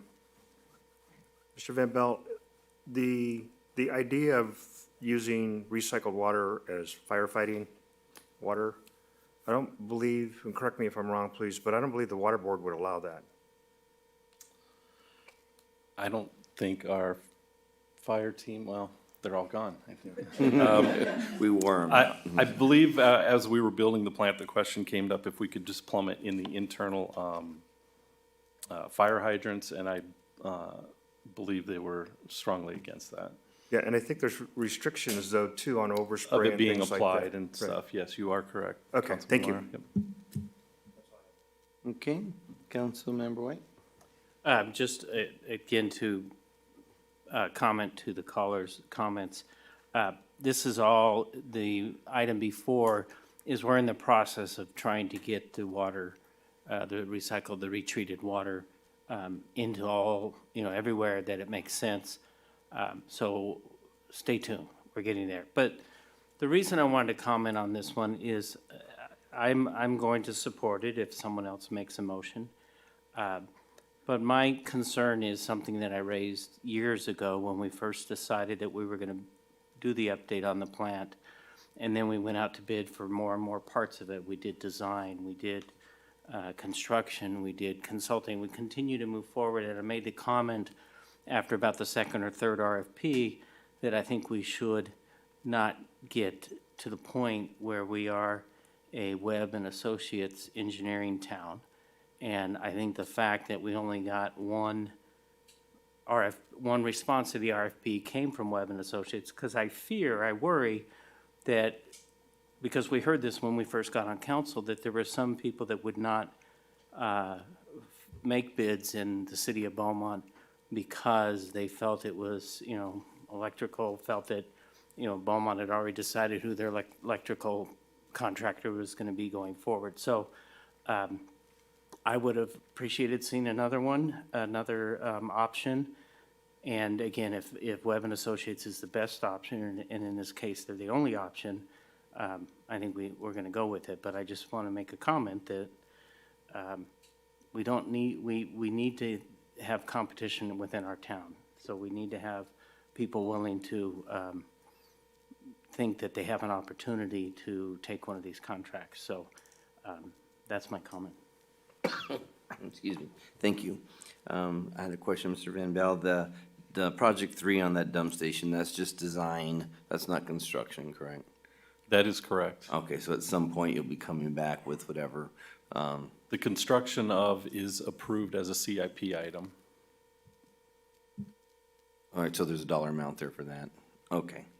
And then we had talked a little bit about, of course, there's not really any office space in there and stuff, and you're off-site and stuff and that. Was there any look into expanding that in the future, or are we just working with what we have now? As part of a different project, consideration of either the joint venture on the Fourth and Veely property and/or turning that over, in a different status, and then building on site with some of the available land. I recall now. Thank you. Right, seeing none. Oh, one more? Mr. No, Roy? if there are no other comments, I'm prepared to make a motion, Mayor. Okay, please. Go ahead? Please do. Okay. But just really quick comment to Councilmember White's point. I thought the same thing when I saw this item, but then you've got the information where it was viewed 100 times and it had 63 downloads. It just at some point, I agree, we still need to continue to push for that, but that was the reason why I was going to make this motion to award a professional service agreement to Albert A. Webb and Associates to provide engineering services for wastewater treatment plant site improvements. I'll second that, and I too will echo that sentiment as well, and I appreciate your effort in reaching out to those that didn't take it. Councilmember White? Yes. Councilmember Voigt? Yes. Councilmember Laura? Yes. Mayor Pro Tem Finn? Yes. Mayor Martinez? Yes. And with that, that brings us to item J5, approve a purchase order for the purchase of a closed-circuit television CCTV truck system in the amount of $232,271.66 from Haker Equipment Company. Okay, this item, Mayor and Council, is for the purchase of a CCTV camera truck, which is part of next year's approved CI, or fiscal budget. The truck, if the PO is issued tonight, would not be ordered till July 1st. That will hold the pricing for us through the end of the month. This truck item is part of a Sourcewell agreement, so we're getting the pre-negotiated price. We reviewed it with the Finance Committee as well, and we have staff that are already familiar with this truck and know how to operate it. Additionally, we have two members of our team that are NASCO certified, so they can do condition assessments as well. Thank you for that. Do we have public comment on J5? I have no written comments. Nikki, do we have any callers on the line? There are no callers on the line at the moment. Okay, do we have any questions from staff, or from council, or I'll entertain a motion? I have a quick question. I don't know that I brought this up specifically before, but again, I'm just trying not to get caught in a problem. I see a product like this, and it looks to me like it may use GIS in its activity. I could not find Esri in here anywhere, so I don't think that I have a problem with that. But I do think that staff should be looking for Esri, doing a word search on things coming forward, because the last time I found it, it was hard to find. So again, that's my only comment. The information that we would gain from this system, we would input through other software we utilize into an Esri-based system. It's just as long as But the no- it's contract not- doesn't involve a pass-through license or something like that, then that's my concern. Not to my knowledge. Okay. Councilmember Lara? Yeah, if there are no further comments, I'm prepared to make a motion, Mayor. I was ready to do the same. Okay, please do. Okay, I'll make a motion to approve a purchase order for the purchase of a EnviroSite, was it RoverX CCTV truck system from Hacker and Equipment Company in the amount of $232,271.66. I'll second. Councilmember White? Yes. Councilmember Voigt? Yes. Councilmember Laura? Yes. Mayor Pro Tem Finn? Yes. Mayor Martinez? Yes. With that, item J6, to approve a purchase order in amount not to exceed $5,701,141.10 to Creative Bus Sales for the procurement of 7 compressed natural gas CNG Type H El Dorado National Easy Rider 2 buses. Good evening, Mayor and Council. I'm know. going to turn it over to Elisa Mendoza, no relation, to do the presentation on our buses this evening. A little humor. Good evening, Mayor and Council. Before you, Lisa Mendoza, bringing you a Transit Capital Project CIP T-21. We're seeking approval to purchase 7 Eldorado National Easy Rider buses. Our first purchase of this type of bus was approved in 2019, 2 additional buses in 2021, which we're waiting to receive. Federal Transit Authority, FTA, requires agencies to use competitive bidding process from a competitively bid cooperative purchasing programs such as CALACT Morongo Basin Transit Authority. This purchasing provides the cost benefit of bulk pricing. So some highlights that I wanted to cover with you is in these buses, we will have a decontamination system to sanitize all buses with a misting system, a slide protection barrier for the drivers, a 3-point technology wheelchair secure system, and a capacity of 25 ambulatory passengers, plus 2 wheelchairs, or 33 ambulatory passengers. That concludes my report, and I'm open for any questions you may have. Thank you for that. Do we have public comment? I have no written comments. Nikki, do we have any callers on the line? There are no callers on the line at this time. All right, do we have any questions from council? Discussion, Mayor Pro Tem Finn? Yes, and it's just I guess a question for the public. This is being purchased from grant funds, correct? Yeah, it's a capital project from RCTC. Okay, and then what is the end use, or what's, I'm sorry? Okay. Yeah, lifespan, and then what happens to the old buses that these replace? They're turned over to auction. They're being auctioned off. We have some 2009s that need to be replaced. And I'm sorry, the first part of your And the question? lifespan of the bus? 7 to 12 years. Okay, thank you.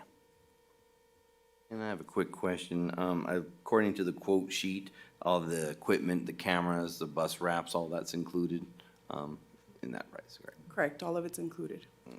All right, seeing none, I'll entertain a motion. Mr. Mayor, I move that we approve the purchase order in the amount of not to exceed $5,701,141.10 to Creative Bus Sales for the procurement of 7 CNG Type H Eldorado National Easy Rider 2 buses. I'll second. Oh, sorry. Beat you. Councilmember White? Yes. Councilmember Boyd? Yes. Councilmember Laura? Yes. Mayor Pro Tem Finn? Yes. Mayor Martinez? We weren't sure if we checked for public comment. Oh, did we? I have no written comments. Sorry. We can check if you'd like. Yes, please do. Nikki, do we have any callers on the line? There are no callers on the line at this time. All right, very well. So going to J7, the discussion and direction on short-term rentals. Staff report, Christina Taylor. Good evening, Mayor and Council. I'm sure you're very excited about another robust discussion this evening on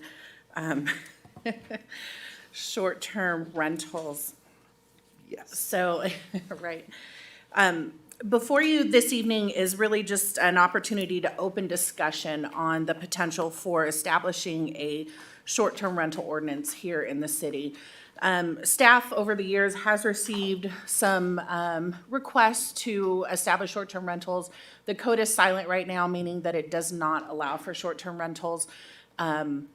In the last year, so I say the frequency of requesting to establish those has increased, as well as we've seen a number of unpermitted short-term rentals pop up. So we thought it'd be a good time to visit this opportunity. So what you have attached in the staff report is a working or discussion draft of an ordinance that it was from another city, something that we worked with our city attorney's office on. And there are a number of things in here that wouldn't apply to the city. A couple have been pointed out. So obviously boat launches and, things like that. We don't have the pleasure of having here in the city, but you'll see some things like that of course staff would go through and edit. But overall, the framework of the ordinance that we have here for discussion is again, pretty robust, pretty healthy, and would address all of the things, at least in some capacity, that staff would have concerns about.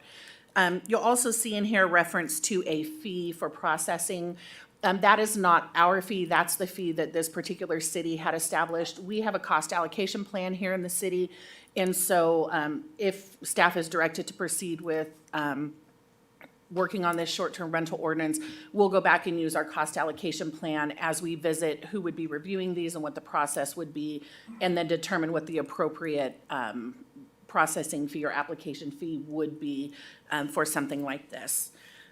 Another item that I'd like to call to your attention before we start discussion is that in order for a transit occupancy tax for short-term rentals to be collected by the city, we would have to put a measure on the ballot, and it would have to be approved by the voters.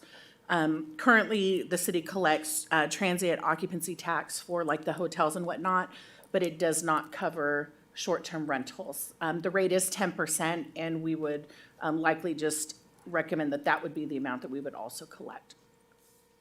Lastly, for your consideration as we move through the discussion, there is an active Senate bill, SB 584, that is, it was moved out of the Senate and into the Assembly, which it met the deadline for the bills that were approved in their respective houses, having to cross over into the other houses for consideration.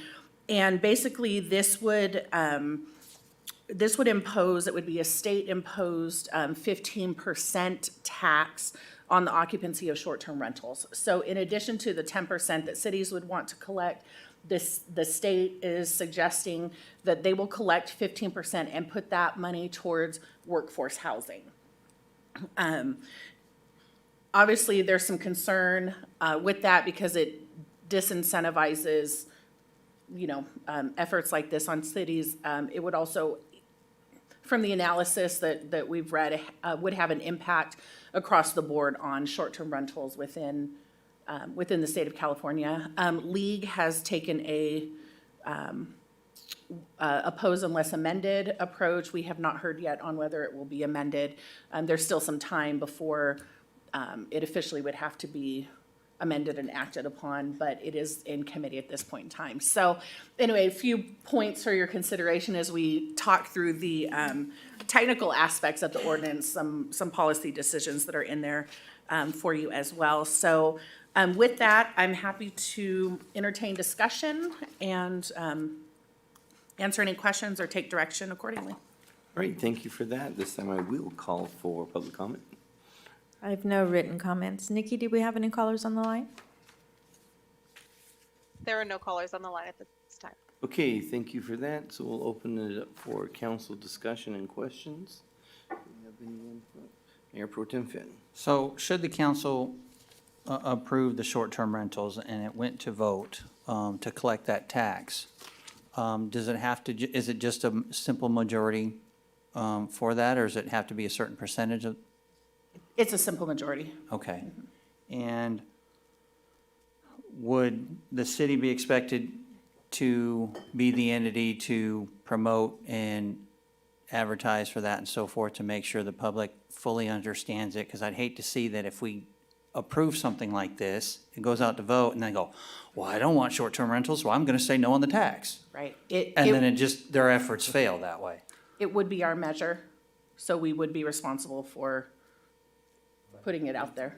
Yeah. So we would provide information. We wouldn't be able to advocate to vote yes or no as a public agency. We can't use public funds for that purpose, but we certainly could put information out there, and it sounds like it would be used for general fund purposes as opposed to being a special tax. Okay. So we could put information out there in the community. And would that then involve, like being published in the voter guides, like from the county, and so forth? Okay, and so then there would be obviously expenses that we would incur in doing that, okay. And then the only other question I had is, you've made the comment that we've seen some non-permitted ones pop up. Do you know the general numbers of that, or how often we see those? Is it just here and there, once or twice a year, or is it, 10 or 20 a month? Any numbers that staff has run across that you're aware of? We don't have any numbers, but it's typically comes from code enforcement complaints. So when there's issues with excessive parking or noise from generators or things of that nature. So we don't know how many are out there.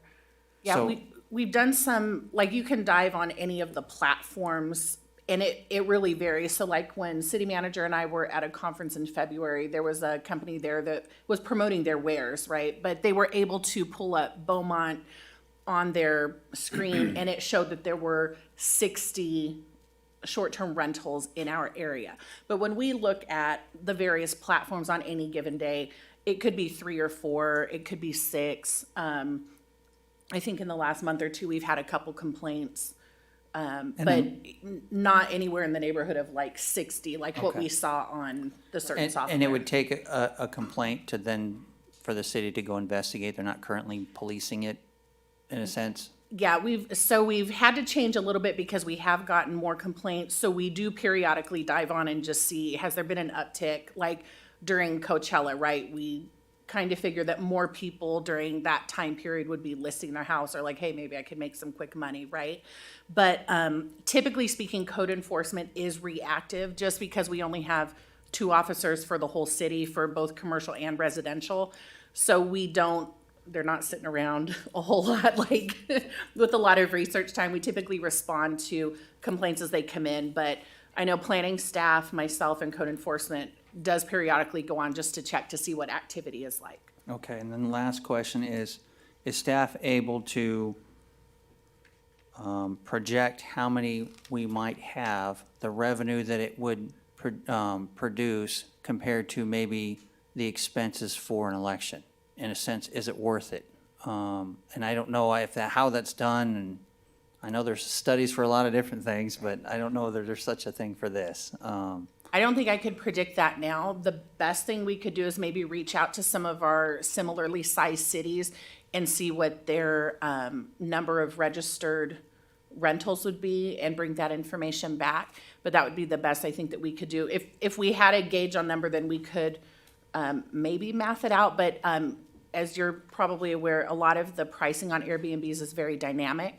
So depending on season and location and all that, it's not always a consistent price. Understood. Okay, thank you. Councilmember Voight? Sure, thank you. I appreciated just kind of the outline that you guys had there. And I'll wait to hear further discussion, but just some points that I had on it. I appreciate the clarification on the fee schedule. I just had a couple questions about manpower. Would we have the manpower to complete inspections and do the intake of applicants? And along the same lines, there was noted in there a complaint line. Would we need to establish one? Those sorts of kind of thoughts as we move forward. So it's not just the election cost, but it's also processing applications, inspections, that sort of thing. So a lot of that would be dependent on the degree to which council wanted it regulated.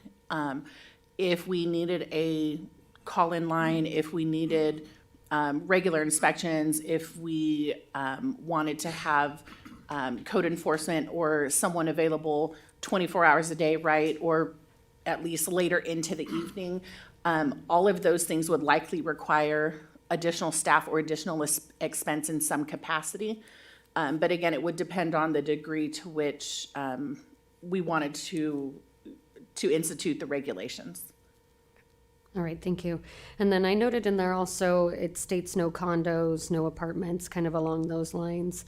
You know, do we see any potential issue with people who want to rent out those spaces coming back and saying, hey, why can't we do this? Are you discriminating against what I can afford and what I can't? I don't know, but. That's something I can further discuss with the city attorney's office and the staff who is helping us through there. I know that because it is a zoning, essentially a zoning issue, we can put certain uses in certain zones and not in others. Typically, we would see this in a single-family residential zone as opposed to multifamily where you would typically find apartments or condos. And a lot of times, you have ownership versus rental, and I know a lot of apartments that are rentals don't allow subleasing anyway.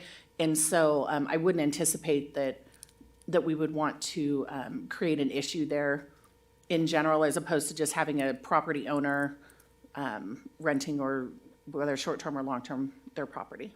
Okay, great. And then the only really other clarification point that I had on there is I noted it mentioned spas and some other things like that, just pools, smoke detectors, other kind of safety issues, to ensure that we had those in there. I'm sure the inspection covers a lot of that, but I did note that spas were kind of noted in there. I appreciated the occupancy kind of schedule there. I thought that was a very good outline. And I liked the request for the information to be posted in the home, and there was kind of a good outline of what they should have. So, thank you. Thank you for that. Councilmember Lara? Thank you, Mayor. Real quick, I do like the direction that this is going, but with your opening comment in regards to the bill that's going through right now, I'm wondering if we might be better served kind of waiting until we see what happens, so that we're not investing additional staff time until, because I think if the state takes 15% and we get 10%, we probably won't see a lot of those anymore. But then that would also, maybe what we do is, as Councilmember Finn indicated, we look into maybe potential revenue, what that would bring in, so we could even see if it's worth investing the time. Because if they're low projections, and because as also Councilmember White indicated, I think going through this ordinance, staff time is gonna be very cumbersome. I know that the county contracts the registration out. So maybe something we want to look into, but it does seem like it's going to be a very cumbersome type of ordinance to enforce. So maybe we just kind of hold on, see what the revenue would be, and maybe revisit it if we see that there's a big uptick. That's just my thought on that. But what I'll do is I've bled all over this, so I'll give you a copy of the notes so you can have it. Appreciate that. Thank you, Mayor. Councilmember White? Yeah, I don't think Sacramento's ever missed an opportunity to tax us more. So if it made it out of the Senate, it's in the Assembly, I'm sure it's going to go through. So I think we could assume that it's going to go through. The reason I was interested in this issue, and I'm concerned, is I've heard from people out in the desert whose entire neighborhoods have just been altered, and that the people who live who are not rentals but live there full time have issues that they have to deal with. And I think when you have an ordinance, you give the police department the authority to enforce noise issues, all of the different issues that can come from short-term rentals. And we saw what happened when the police department did not have the authority to enforce the feral cats issue. So I'll bring that back here. Do we have, I know we would want the TOT to cover the cost of this program, but we wouldn't have to do a TOT if we want to address some of the other issues that I'm bringing up. In other words, we can still say, I just looked on Airbnb and there's 8 rentals available from July 1st to July 15th in Beaumont. They're all rooms.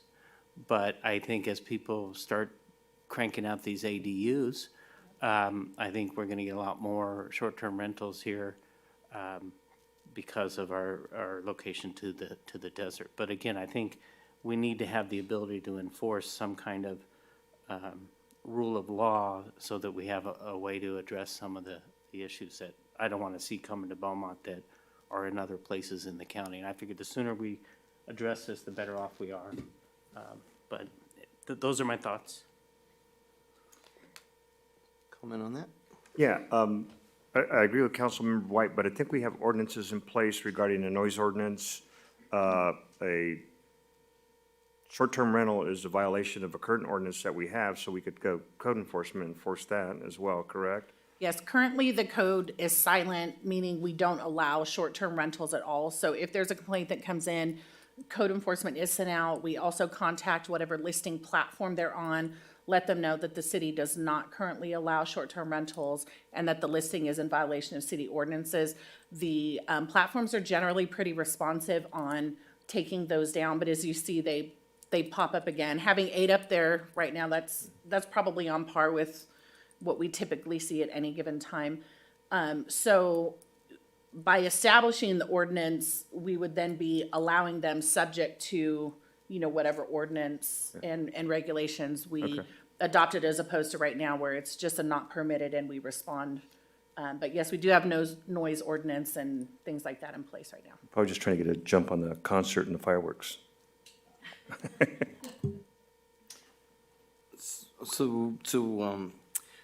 I'm on par with Councilmember White. My main concern was the complaints, you know, the noise, the neighborhoods that are meant to be neighborhoods and not, you know, hotel industry.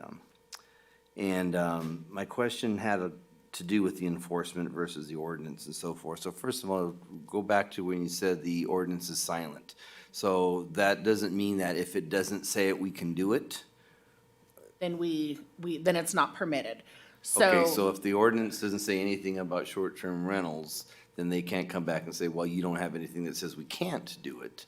Right, meaning they if can it's do not it. listed as a permitted use, it is not a permitted use, or conditionally permitted or whatever, it is not a permitted use. Okay, so, all right, so I read that the wrong way. Okay, and then second of all, the difference between, so we were talking about enforcement, code enforcement versus patrol. So if we have noise issues and people are complaining that their neighborhood has a house that's got 25 people having a party, and we have an ordinance that outlined how many people should be there, how many guests are allowed, and so forth, then those are the tools the police use to go back and say, well, you only have 3 bedrooms, you're only allowed this, and you've got 99 people here, and you're only allowed, 20 or so Correct. forth. And then that's what we use as ability to cite them and so forth. Correct, yeah, and then the discussion would also be, depending on how we go with the ordinance, whether or not we would want to utilize PD as the enforcement, or if we would do something like a call-in and have code enforcement go out and respond. I'm sure the chief is back he's- there already, like, yeah. Very So, animated. again, that would be something that we would want to discuss as well. Okay. As we move through this, whether or not we would want to make it a PD issue after hours, or if we would want to staff accordingly for enforcement purposes. Well, and that was what I was getting at, because when we talked about the difference between the two, obviously, most things are gonna happen on the weekends and the evenings. Right. Where there is no code enforcement, which brings me to another thing on future agenda items we'll talk about. But, going to the idea of being silent now, so if we leave it silent as it is now, then what are we using for the tools to use our enforcement on that? So right now, if we receive a complaint from a neighbor or someone in a neighborhood saying, we think this is an Airbnb or I shouldn't say Airbnb, short-term rental, then code enforcement goes out and essentially makes contact at the property to find out if, the people occupying the premise are short-term rental or if it's owner. We have the ability to look up owner information and make contact with the owners. If it's determined that it is a short-term rental, then again, we contact the owner, we let them know this is not permitted in the city. We contact the listing platforms and make sure that they're aware that the listing needs to come down. Any other listings in the city are not permitted. We typically start, just like with anything else, a courtesy notice and give the owner, it's usually a week or 2 to remedy the issue. And then we follow up to make sure that it's been removed from the listing platforms and that there's no further rental activity at the property. Is your opinion that it would be better to have an ordinance that regulates versus a silent ordinance?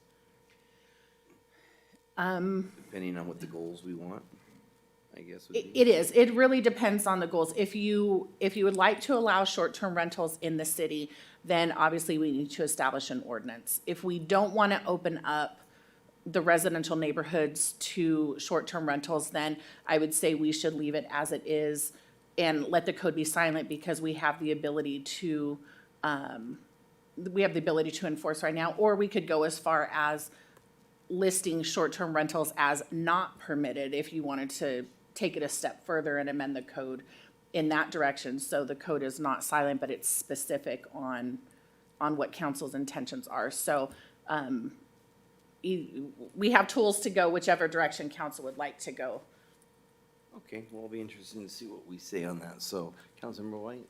I remember last year, we had a large party in one of our local neighborhoods, and I think one of the only controlling factors we had there was to argue that there wasn't enough parking for that, and I think we were able to address that through our parking regulations. So my question to you is, parking for ADUs, we cannot regulate that, but if those ADUs are used for short-term rentals, can we, because in here you have parking permitted restrictions for for automobiles or vehicles on the property. So if they build ADUs and then go ahead and turn them all into short-term rentals, can we control some of that with the parking?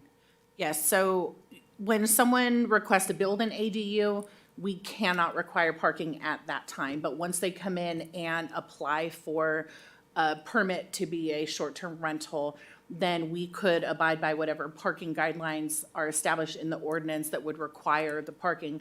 If they met that parking, or they could meet that parking requirement, then that would be one box that we could check off of all the many that they would have to go through. If they can't, then we would know, no, you're not eligible to be a short-term rental because you don't meet XYZ requirements.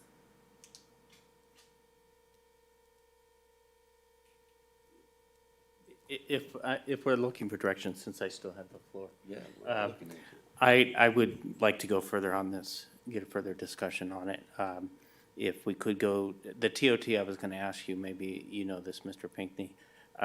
You had said earlier that it's a simple majority, but if the business roundtable bill, the one that's gonna make it go from simple majorities to two-thirds, would a TOT tax be a two-thirds vote at that point? I think it would qualify. Okay, Yeah. I do think that would change things. okay. So let me ask council then to see what our temperature is on short-term rentals first. So are we in agreement that we need to look more into regulating, or are we more in agreement to keep it silent as is for now?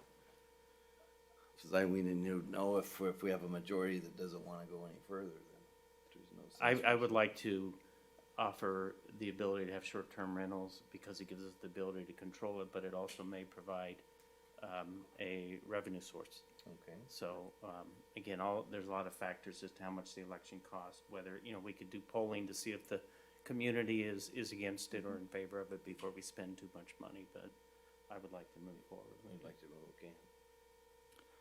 I like the idea of, pursuing it further to, find out, and I think there is a need that's out there.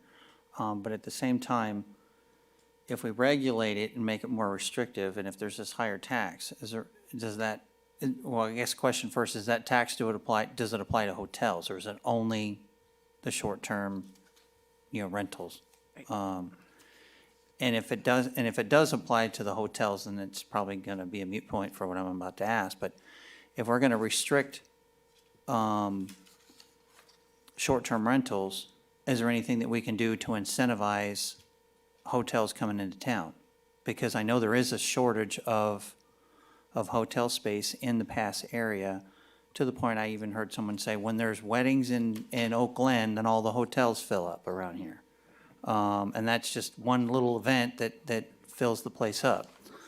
And so if there was more hotels, then maybe there would be a smaller need for the short-term rentals. So maybe just to add a layer of that into the conversation, that are we able to offer any type of incentive for, I don't want to say hotels, motels, whatever, but a more traditional overnight stay facility to offset that. So when you say restrict, did you mean regulate? So if we regulate that because if we do nothing right now, it's restricted. Yeah, it's restricted. So, Allowing them to come in with some sort of parameters would be what we're talking about.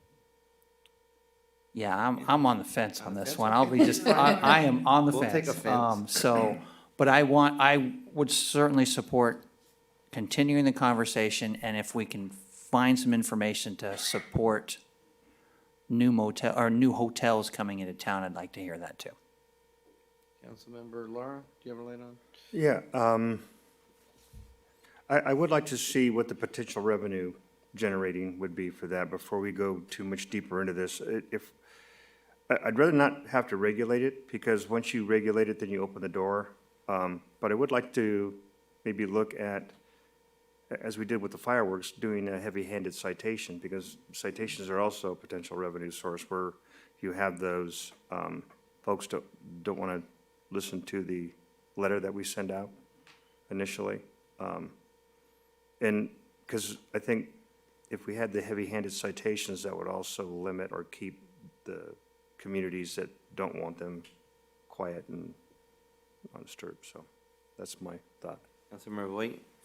Yeah, I would just, I think I'm good with having further discussion as well. I agree, I'm kind of on the fence back and forth, but I think there is opportunity for some community members in this space as well. For the community members as well as revenue generating for us, so. Okay. Councilmember White? So the market will regulate bringing the hotels in, but also the market will work against us because hotels do pay TOT already. And if an Airbnb is not charging a TOT and it's a better deal to go to Airbnb, we're gonna lose the TOT that would have gone to the hotel. So, so yeah, I agree with everyone else here and Mr. Lara's point that we need to know. I'd like to know whether or not the community's in favor of it, and also what kind of revenue we could or could not generate. Yeah, I like the polling option, I think that was good. Would you like staff to get some revenue information and look at what it would cost to poll now? Or do we want to wait and see what happens with SB 584 in September and then revisit it? Or the roundtable initiative? Like, there are a number of things out there that may affect, Well, I think so, but I think we should also look at a TOT anyway, because, I'm not gonna let the state just take it all and give us nothing, so. Yeah, It is gonna come back in a different form. they won't take it on. I just was trying to pull up the, I'll continue the conversation on 584 and legislative update.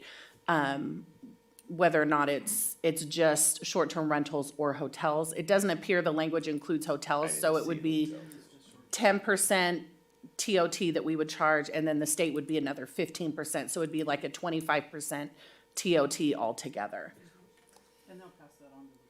And I know we've brought this up, I brought this up before. Have we evaluated our TOT that we're charging to the hotels in comparison to our areas around us? I think the majority of the It's areas about are 10%. Yeah. Yeah. So our 10 TOT is about the same as Yes. everyone Yeah, else it's is 10%. charging? Okay. Right, so was that enough direction? You want more discussion? No, I think I think yeah, the we question have is, do you direction. wait? And I don't know why you wait as long as you're not spending too much money to do some of the things that we're talking about. Yeah, we can gather some information and get something back while we watch the bills. Okay, thank you. Right. I'll take any bets on whether or not it passes. Okay, with that note, a good J8, determination of use for the downtown mixed-use DMU zone. We have a recusal. Mayor, I'm gonna recuse myself. Thank you. Thank you.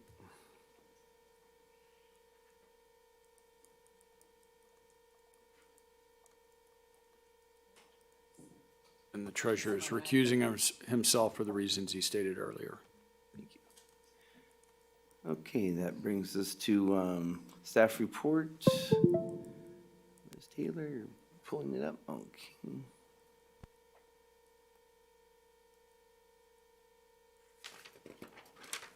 You give us just a moment, we're gonna bring up a map for the discussion. There we go.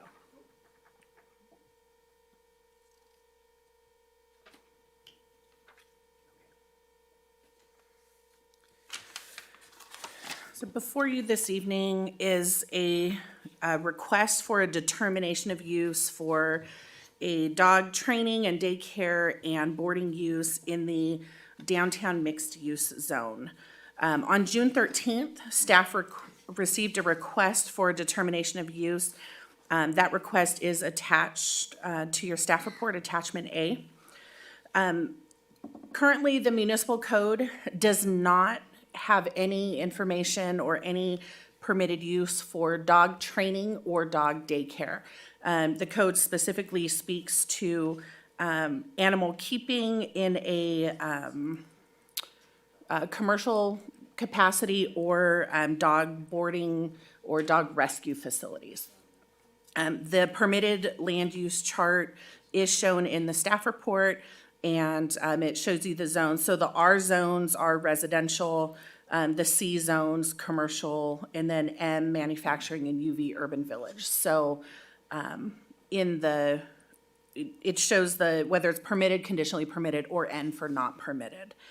The municipal code, chapter 17.02.020, states that the community development director, upon written request or on their own initiative, can make a determination whether a use that's requested is sufficiently similar to a use in a zone, or if it should be deemed a permitted use or conditionally permitted use in one or more of the zones.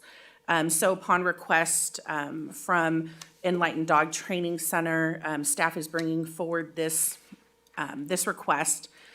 Currently in the downtown zoning districts, we have pet sales and supplies, animal hospitals and vets, and then pet grooming services that are listed as permitted uses. But we do not have any kennels, dog training, or dog daycare facilities or any other type of animal uses other than what's listed permitted. So in order to make this determination, there are some conditions that must exist, and those are listed 1 through 4 in the staff report. The proposed use would need to meet the objectives of the zone.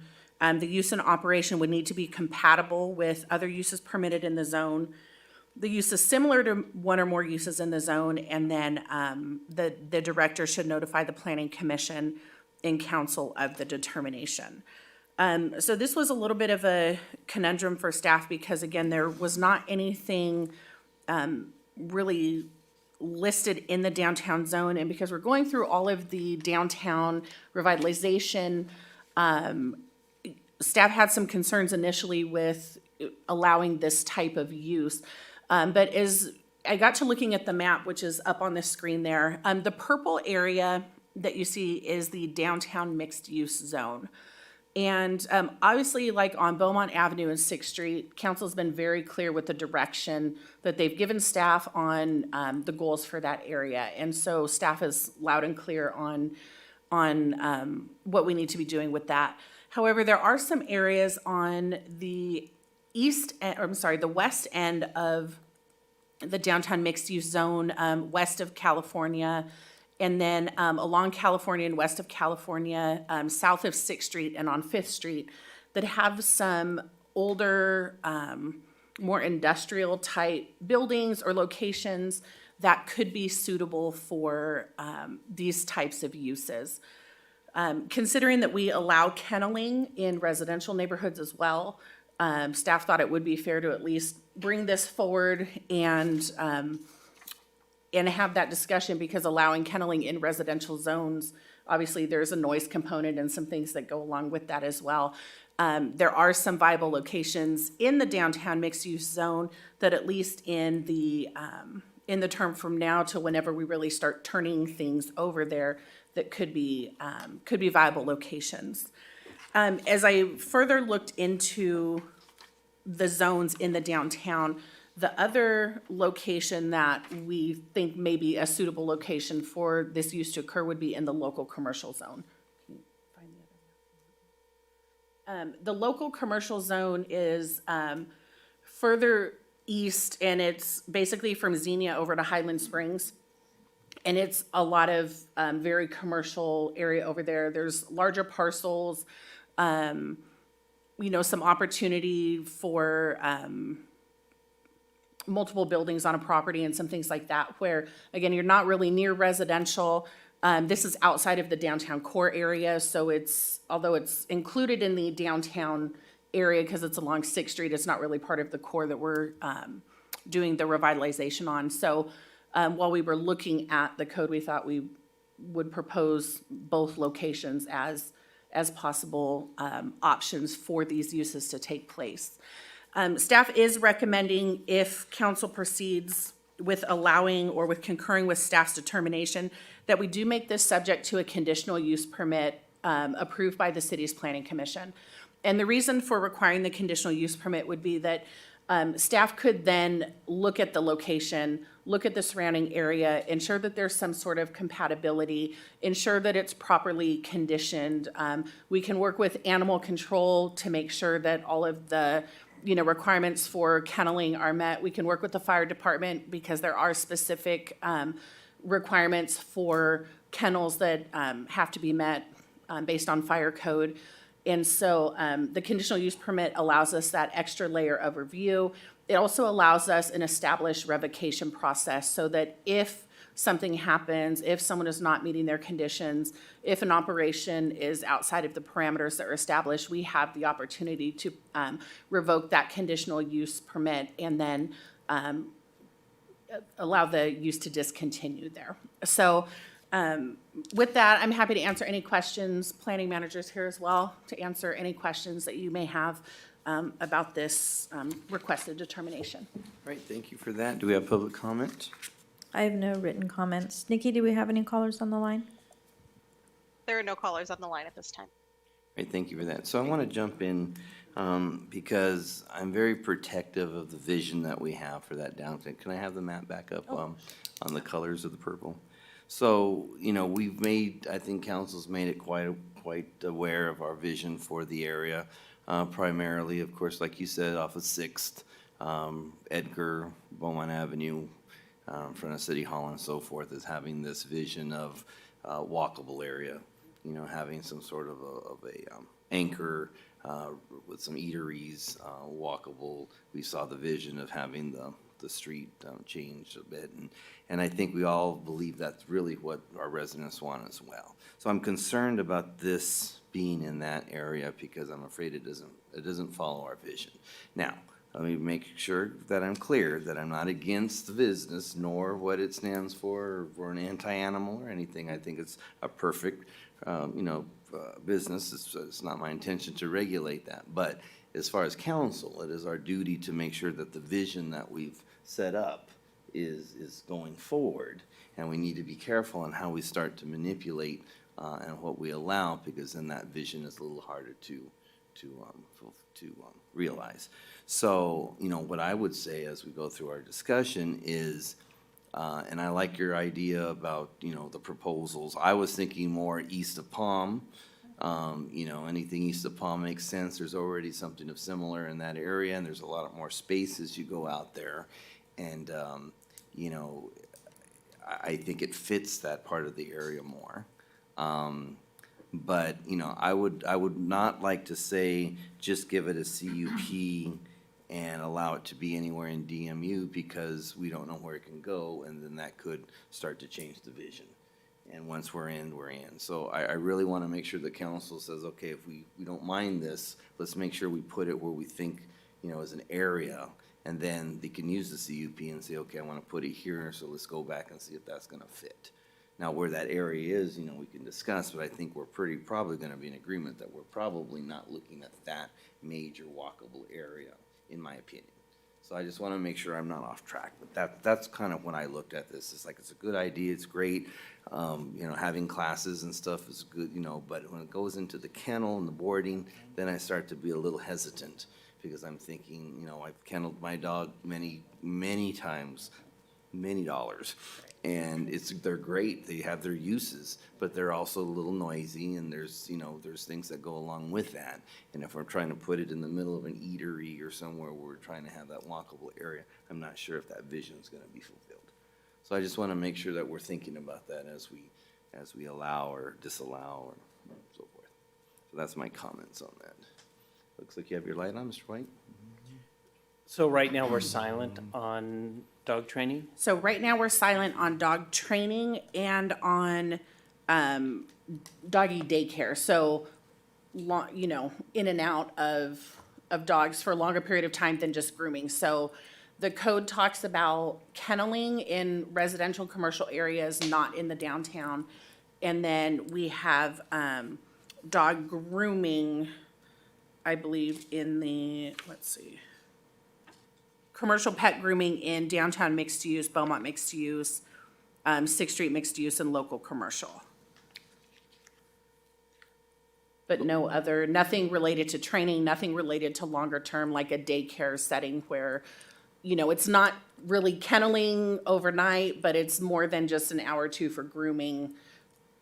And is animal hospitals and veterinarians already permitted uses in the purple? They are permitted, yes, in downtown mixed use. And the 2 and 7, I believe, is not fronting on, let me pull that up. There are some footnotes with it, but I believe it deals with location and size. So I want to say it's not fronting on Beaumont Avenue. I'll confirm that for you. You know, I understand what you're saying, but I do know that right now, there are dog training classes held at the Craft Lounge. And it does bring in a little bit of traffic. And it also, you know, I would argue that it might, you know, might be the kind of thing that we might want in the downtown to bring that in. It's the kenneling and the boarding that Well, I don't think we're talking about kenneling and bordering. So kenneling, and I believe our requesters are here, they could probably speak more to the type of operation. I know from speaking with them prior to writing the staff report that kenneling is allowed, but they also do training and daycare without kenneling. So kenneling may be an ancillary use depending on the length of term that a training is taking place. But I would defer to the requesters, our enlightened folks, if you guys would like that answer specifically. Yeah, I would like to hear sort of what you're envisioning putting into the downtown, because I think if it's done right, it could be a compliment, but as the mayor points out, if it's done wrong, it could change our vision of what we're doing down there. Can you just repeat the question again, Mr. White? Sure. Are you looking to kennel the animals and keep them overnight and that kind of thing, or is you just do people come in? Majority of our work will be training and daycare use with a drop off and pickup. There will be some boarding use, but that will be minimal. Our main goal is training and daycare. But yes, we would want the approval to have a boarding overnight for some training dogs and to provide that service for the community. So Yes. you would want the approval to keep them overnight in Yes. some cases? Okay, thank you. And I can clarify the footnote. So the veterinary and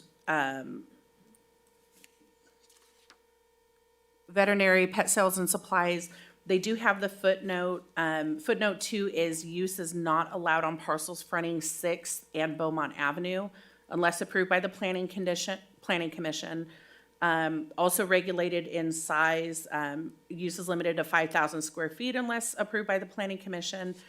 And then 9 is CUP is required if the proposed use is larger than 10,000 feet. So again, those uses, I know we do have one veterinary clinic that fronts on 6th Street, and that's been there longer than this code has been approved. So they're legal non-conforming, but those footnotes do exist. So something like that could be applied as well if council moves in that direction.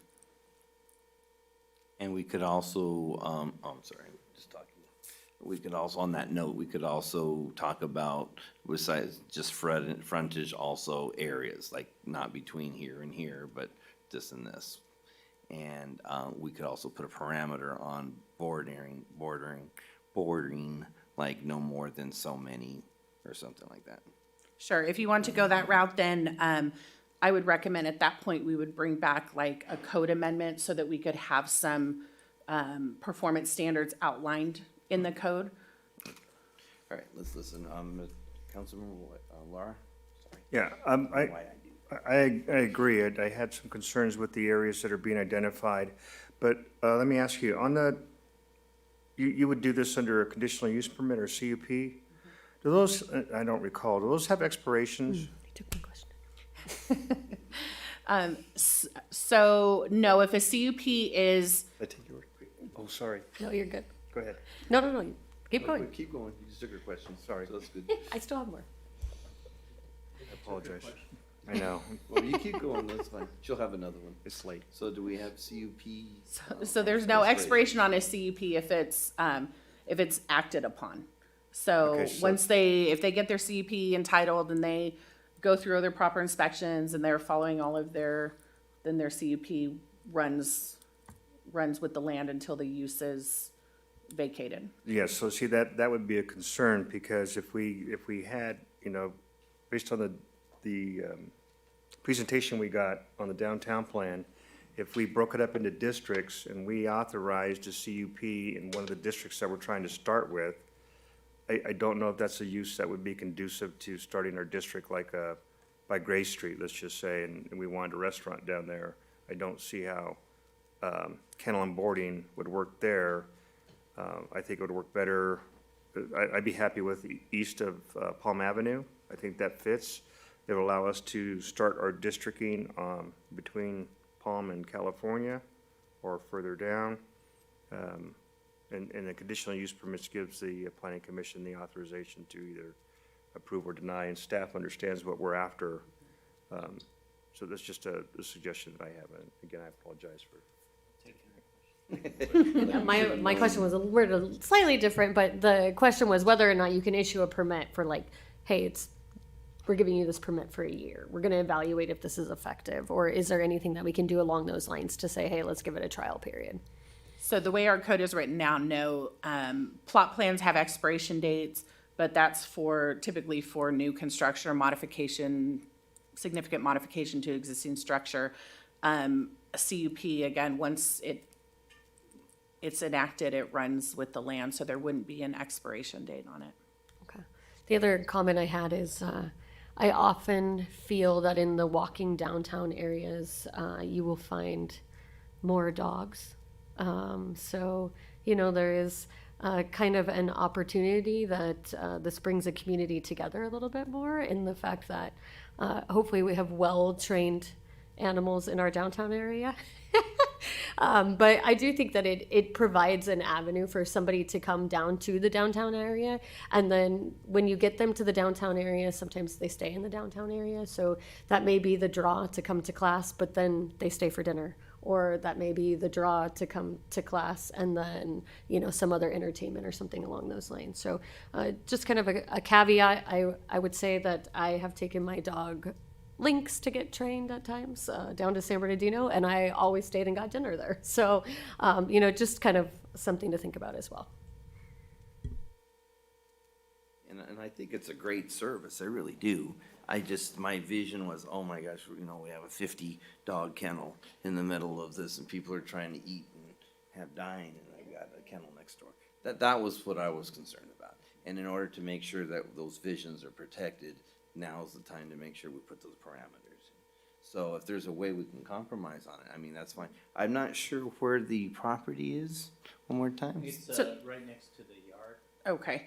In the letter, there was not a property I didn't see specified, it. and so I know we've spoken previously on a couple different properties.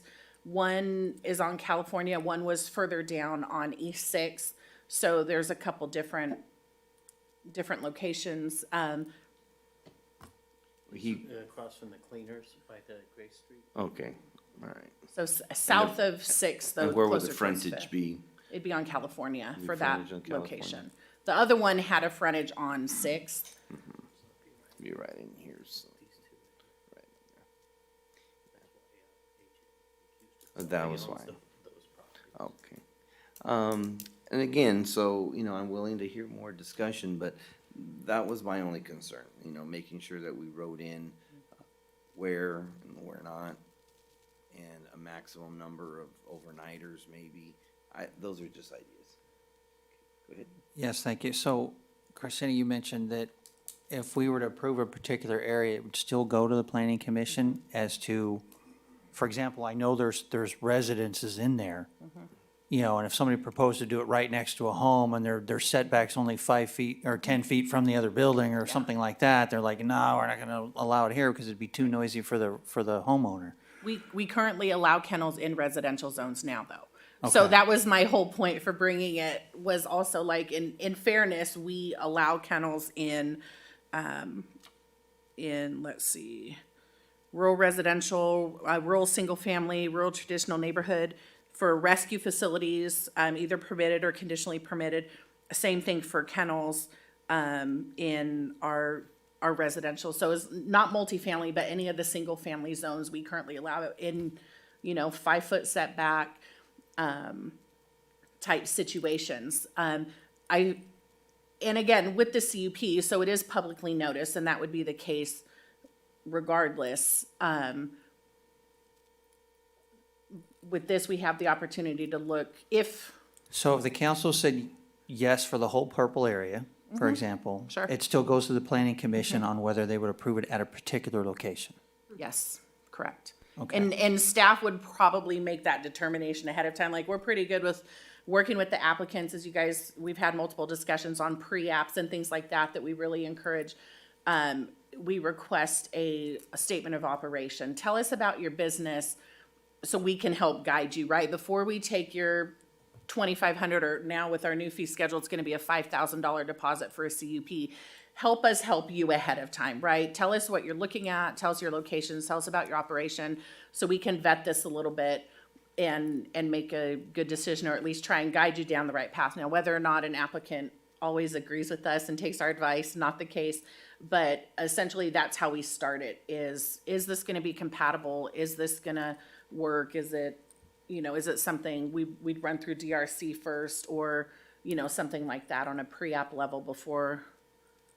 Okay, because just my personal opinion, anything with a major street frontage is gonna be more valuable property, and I would think that the best use for that would be some other type of business. But if it's near there, and I know more and more we're turning into a dog community, especially with our senior neighborhoods. Yep. That if they brought their dog down and, and it was a facility like that, and they can drop the dog and take a walk, the dog's tired, they drop the dog off, and they go and enjoy the rest of their day and pick the dog up later, that encourages people coming to downtown. So I would trust the planning commission, and I would be okay with it being in our downtown with our planning commission taking a look at it first. And we can caveat it, just like with the footnotes you see on the others, not fronting Beaumont Avenue, not fronting Sixth Street.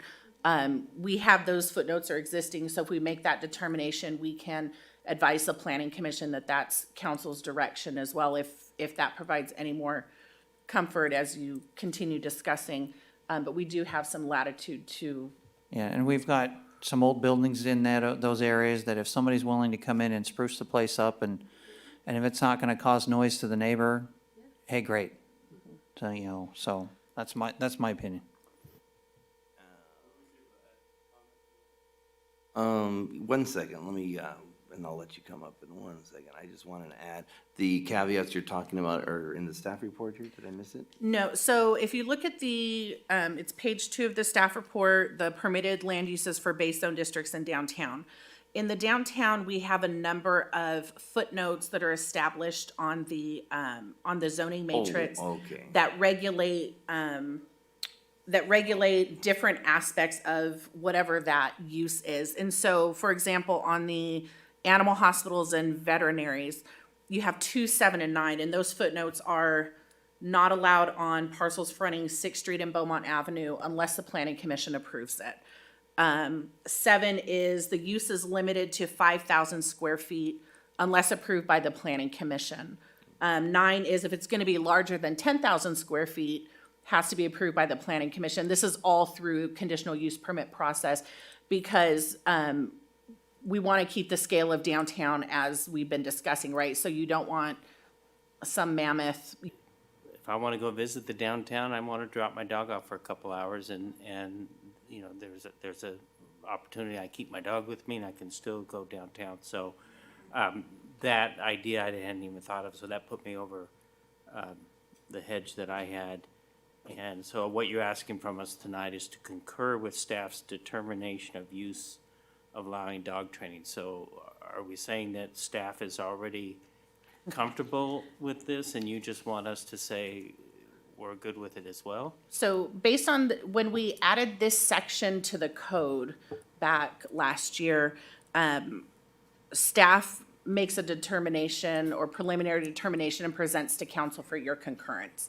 And so you are welcome to concur with staff, subject to conditional use permit, which is what we're requesting. Or you can direct staff otherwise, or not uphold staff's concurrence, and we'll leave the code as is. But staff's recommendation is that, that council concur and allow both, in the downtown mixed use and the local commercial zones, subject to conditional use permit approval by a planning commission. And I didn't put that in the recommendation, I just realized that, but it is in the staff report that that is the recommendation. Okay. Councilmember Lara? Yeah, Or not, I'm is subject to. still on the fence and have a few concerns, but I have a question. So let's say that we allowed it as staff is proposing, and we begin the downtown renovation, and we select a district, and there's a use that conflicts with the plan, right? What could happen is we could bring that back to council and change the use in the zone, and any current use would be a legal nonconforming, and then once that use stops, then it, because the business isn't there, or then it would go away, would not be able to be restarted again, correct? Correct, so if a use is discontinued for a year or more, For 1 year. For 1 year. then it loses its conforming status. So it's kind of like what Councilmember White said, if the business, people will dictate whether the business survives or doesn't survive, and hopefully it does, obviously, but if it's not a use that's conducive to the downtown plan, we can change the zone in essence. Sure, yeah, we can do that. The other thing that we do, obviously, planning staff, and Carol can probably speak more to this, is, we track what's coming in, who we've had with pre-apps, who we have current applications in.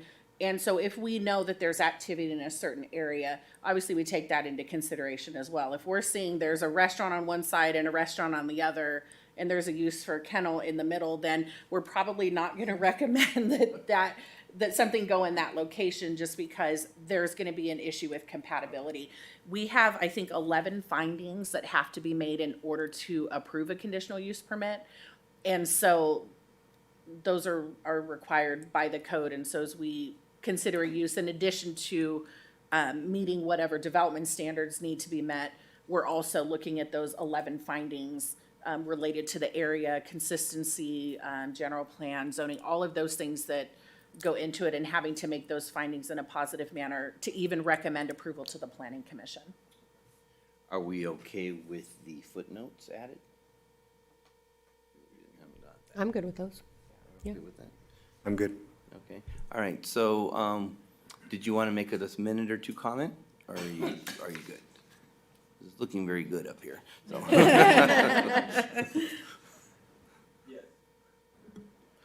Thanks. So, yeah, we're gonna piggyback on a lot of the stuff that you guys were already kind of saying.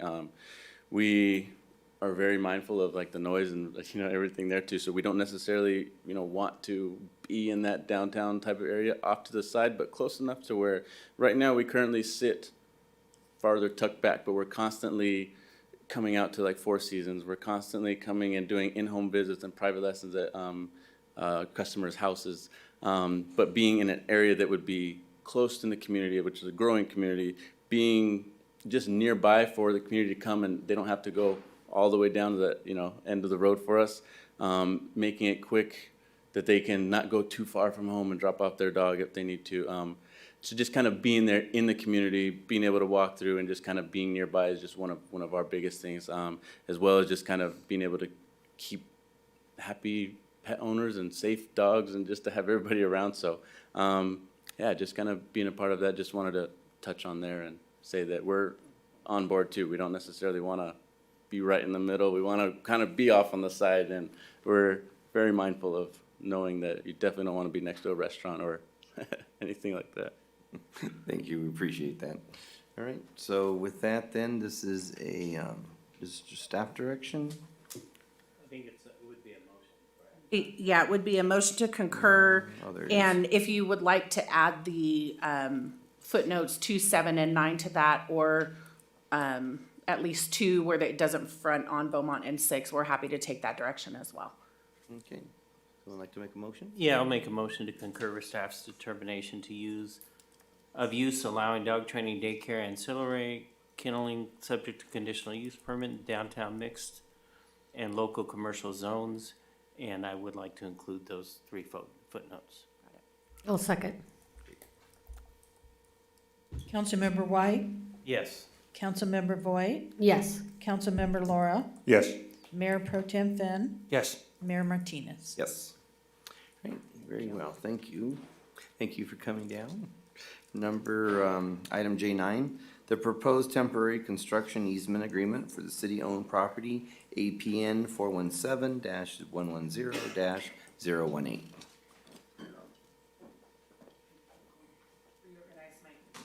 Paperwork here. All right, so before you in this item is discussion on a proposed lease agreement between the City of Beaumont and Western National Resources LLC, also known as Terragen, for the Terragen project that has been approved in town, for a temporary lay-down yard or storage yard for construction materials and equipment. This is located at city-owned property at the southwest corner of Veely and Fourth Street, which is adjacent, the property adjacent to the city's wastewater treatment plant. Back in October, October of 2021, the City of Beaumont Planning Commission approved a plot plan for a battery energy storage facility. This project is located on the east side of Veely, south of Fourth Street. It's adjacent to the Edison substation, and the property will link into the Edison substation. It's a storage facility, so it receives extra electricity that's not being used by the grid, stores it in the batteries, and then in high use times, it feeds that energy back into the Edison grid there at the substation where it will be connected, and puts that stored energy into the facility. So the property owner had been looking for a number of months for a lay-down yard, something in close proximity to their construction site. They worked with planning staff, and there is just not a lot of available property for a construction storage yard, essentially, in that area. So they asked if the city would be interested in leasing some of our property. Our property there is approximately 7 acres. They've requested to lease about 4.5 acres of that. City manager and I, along with public works staff and planning staff, worked with the applicant on a number of issues. We narrowed it down to the nuts and bolts of the agreement, basically a 10-month initial term with a possible 8 one-month extensions, subject to city manager approval if council gives direction that way tonight.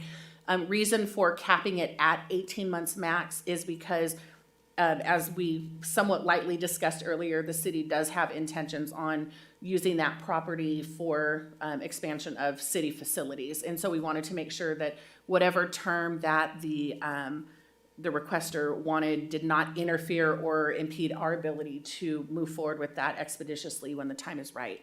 The other term is a lease term financially, and so staff did a little research, reached out to a couple of industrial folks that we know and asked what their cost was for a per acre, lay down, and the numbers kind of in the range, so we picked the middle number there and came up with $5,000 per acre. So $5,000 an acre times 4.5 acres is $22,500 per month. And so the project proponent has agreed to those terms, initial term of 10 months with the possible 8-month extensions at $22,500 a month. I'm happy to answer any questions that you may have. A copy of the lease agreement is included with your staff report, and I can't see the Zoom screen, but we may have the project representative on Zoom. We spoke earlier. What's So, the name? Michael Bender? Yes. Yeah, okay, so he is Yep, on there I'm if you have any questions, and staff is happy to answer any questions. All right, thank you for that. Do we have public comment for J9? I have no written comments. Nikki, do we have any callers on the line? There are no callers on the line at this time. All right, thank you for that. Do we have comments from Council, yes, we do. Councilmember Lara? Thank you, Mayor. So I like the idea and support the idea.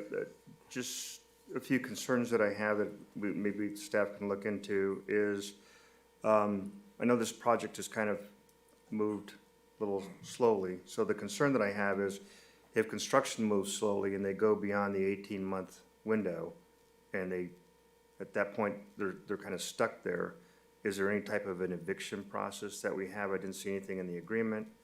So I don't know, because what I don't want is, I like the idea, but I don't want it to hold up our project at all. And so to get them out of there, once they have all their construction material there, is gonna be a difficult process. So I was looking at an eviction process, maybe bonding for cleanup on that.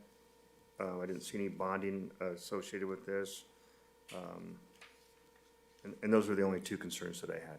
I just, like I said, I want to make sure I support it, but I don't want anything holding up our future programs. Thank you. Councilmember White? So the answer to his question, can we make those a condition of the agreement? We can add that. We have the right to evict them. Say again? Once the lease term is over, we have the right under California law to evict them. Okay. So knowing that, I'm gonna go ahead and make a motion to approve the temporary construction easement agreement and authorize the city manager to approve the extensions as provided for in the agreement. I'll second.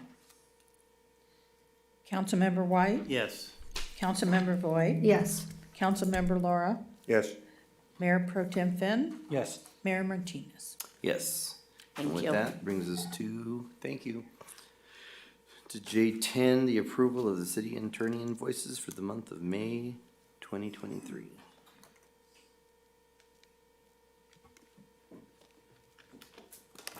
This item I have a conflict on because it involves my law firm, so I'm going to step out. Thank you.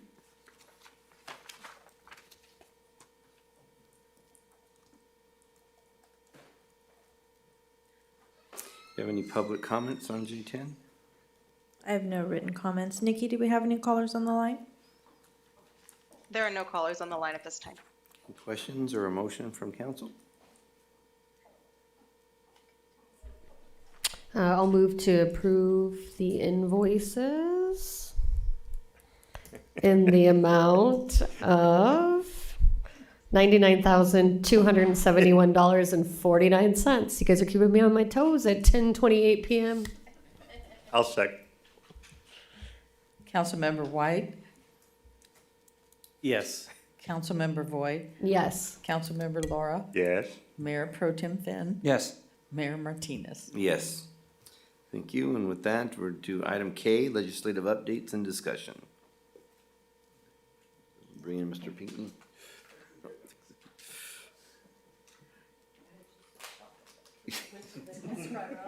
Never fails. Legislative update, no problem. Yes, 10:28. I was still organizing my papers over here. So no official legislative update this evening. I did bring up the language in the Senate bill we were discussing, and it defines short-term rental as occupancy of a home, house, a room in a home or house, or other lodging that is not a hotel, inn, motel, or bed and breakfast. So it would be subject just to true short-term rentals. And which number was that again, SB one? SB 584. All right, thank you.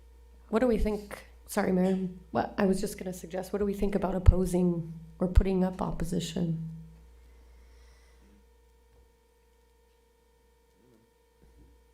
It's a moot point, but I was gonna say moot point, waste of time. Okay. All right. Very good. I don't know what else we have. although I think the league did ask for opposition, did they? Yeah, they have There's a a, meeting tomorrow. yeah, I believe. there's a There's meeting on the, tomorrow. on the 17th, or I think it's the 17th. Yeah, maybe you're right, maybe it's, oh, it is, yeah, you're right. Did we miss it? So they haven't opposed unless amended as of now, but I'm sure we'll hear more tomorrow. All right, well, I think that if it does go a little further, maybe we can jump in on that. I think we might have missed that one. That concludes my report. That concludes your report. Thank you, ma'am. Item L, Economic Development Update. So brief update, we had an Economic Development Committee meeting on last Wednesday. And at that meeting, a presentation to the Economic Development Committee was given in regards to the community meeting that was held for the downtown revitalization plan. We were able to update the committee on the findings from that meeting and then take some input from the committee. And that was the extent of the meeting. So that concludes my report. Questions from council? Mr. White, no? Right, with that, item M, City Treasurer Report. Only thing to report is we moved our Finance and Audit Committee meetings to the fourth Monday every quarterly. Just, it gives us enough time to get our investment reports back and get it out there, because we used to do it sooner and we wouldn't have some of the stuff and it'd be crunch time. So the next meeting will be July 24th at 6 p.m. and then quarterly going forward. Oh, cool. Thank you. All right, thank you. Item N, City Clerk Report. We're good. We're good. No report, Thank thank you. Item O, City Attorney Report. I provided my monthly report at the last meeting, so I have nothing further tonight. All right, thank you. Item P, City Manager Report. Mayor, just a couple announcements.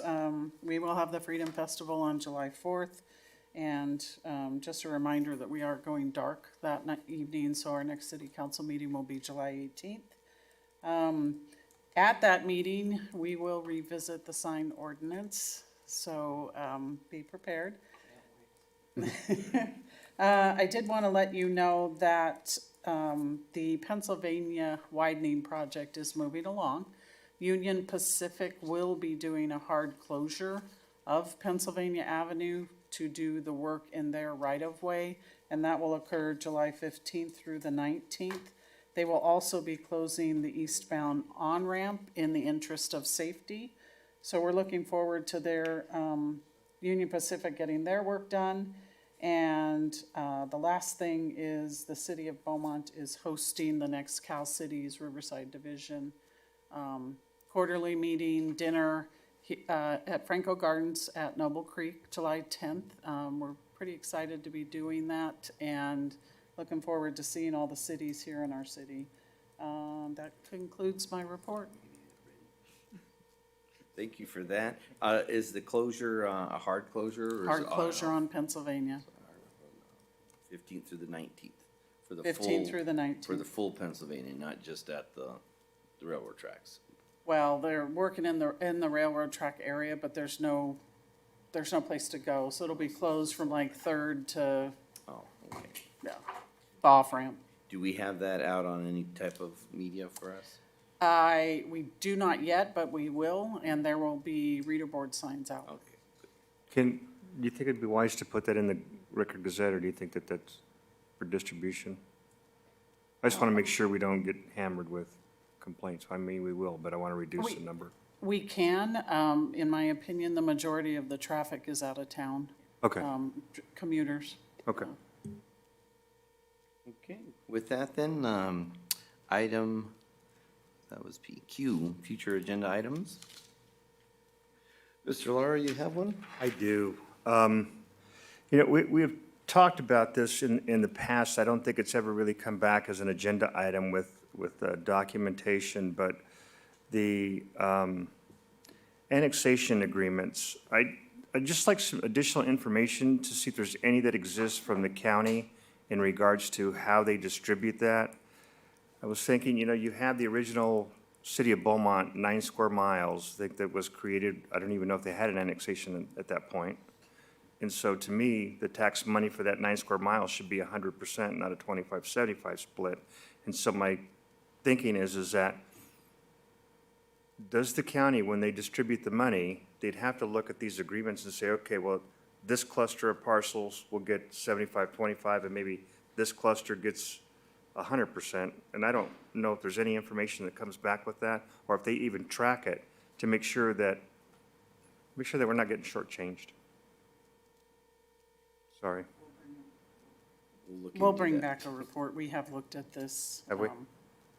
We're being shortchanged. Just trying to give the benefit of the doubt, but okay. Thank but the 9 square miles. Oh, okay. Good, all right. I do, Mr. Mayor, I You have have a one too? question. Yeah, I just have a question in reference to one of the items on here, the city staff first aid and safety discussion. That's the first time I noticed it on there. I don't know if I missed something, but would that involve maybe the city reaching out for like CERT training to the public, stuff like that? Does it go beyond that in that discussion, or?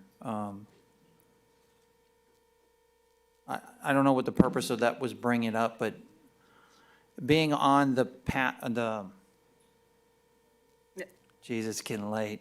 PASCOM. PASCOM, thank you. Being on that committee and hearing often of training that's out there for the public, is the city, offering that as well and so forth? And so I don't know if that ties into that, but just, it triggered a thought. My recollection of this particular item was to look at having a first aid and safety training at the Chatney Center. And that's what I recall, Doug, is that? Correct. We're following up on a request from a company to host something at our facility for our staff. And that's what prompted this from the beginning. And so we have a memo coming that kind of explains how we reached out and what conclusion we came to. And we'll be getting that to you.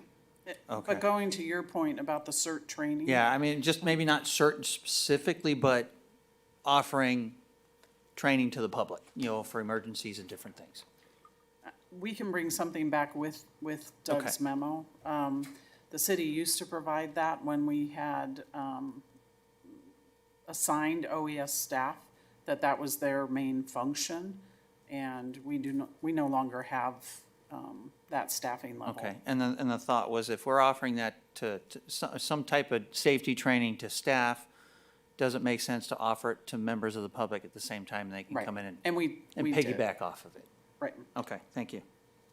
Right, and I just have, I was talking to a few of the restaurant owners, and some of the complaints are coming by that some of these commercial pop-up tent food are popping up on the weekend close to their facility.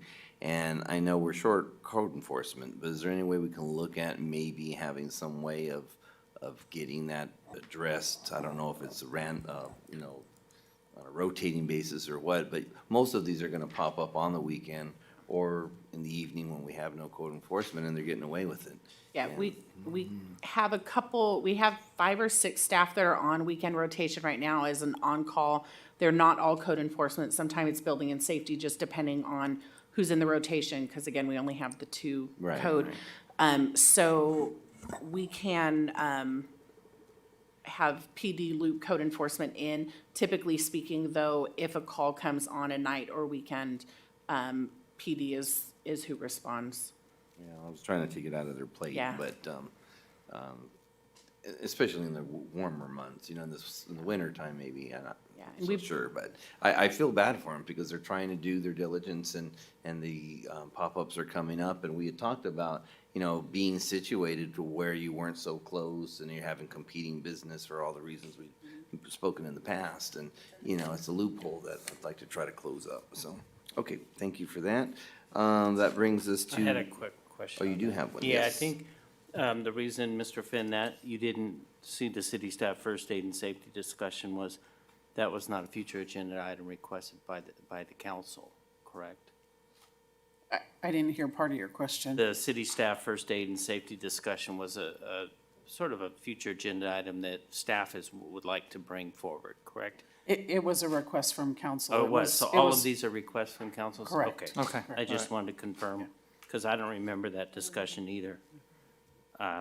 Okay, that was my only. All right, with that, council reports, Mr. White, you want- Sure. So let me ask a protocol question first.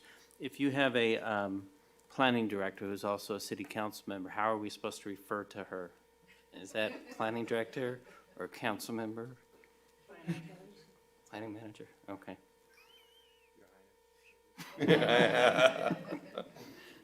Sucker, maybe? Okay. What not to do without it. So at the RCTC June Commission meeting, the recommendations from, project recommendations by staff were all approved, which means Beaumont got $8 million for Potrero interchange. Calamasa got $5.2 million to realign Calamasa Boulevard at Cherry Valley Boulevard.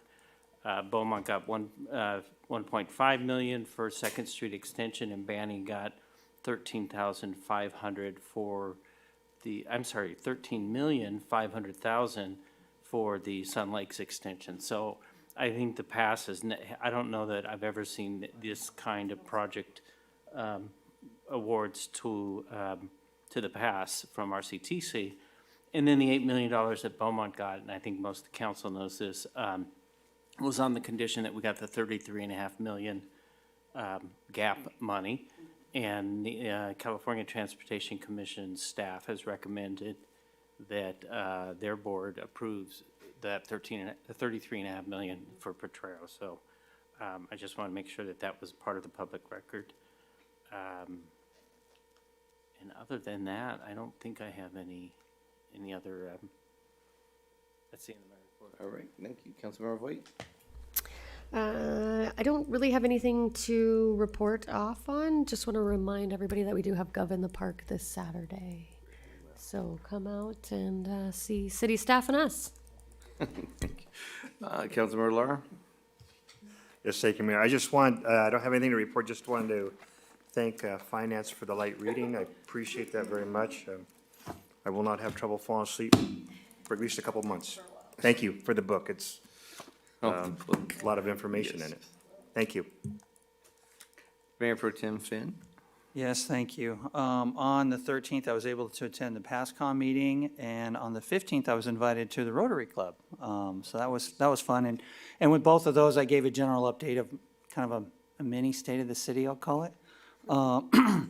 And then on the 15th, I attended a Zoom veterans meeting as well. So that's just my report for the evening. Thank you for that. I attended the past Rotary breakfast with Supervisor Gutierrez as the speaker, and Councilmember White was there as well. And I spoke mostly about county programs. It was nice to hear that. And Mr. White, I should say what do they call it? Oh, wait a minute. I forget, it's too late, I can't remember what they called it. But anyway, he made sure that Supervisor Gutierrez reminded him about commitment for the fire truck. So thank you for that. Got him to make the commitment Yep. public at the chamber. And I attended the ribbon cutting for Fantastic Sam's. That was really great. They are back. And I'll be tomorrow or Saturday at the Gov in the Park, and there's a ribbon cutting for the junior football, All-American, I believe. Yeah. And with that then, I believe we're adjourning at 10:43 p.m.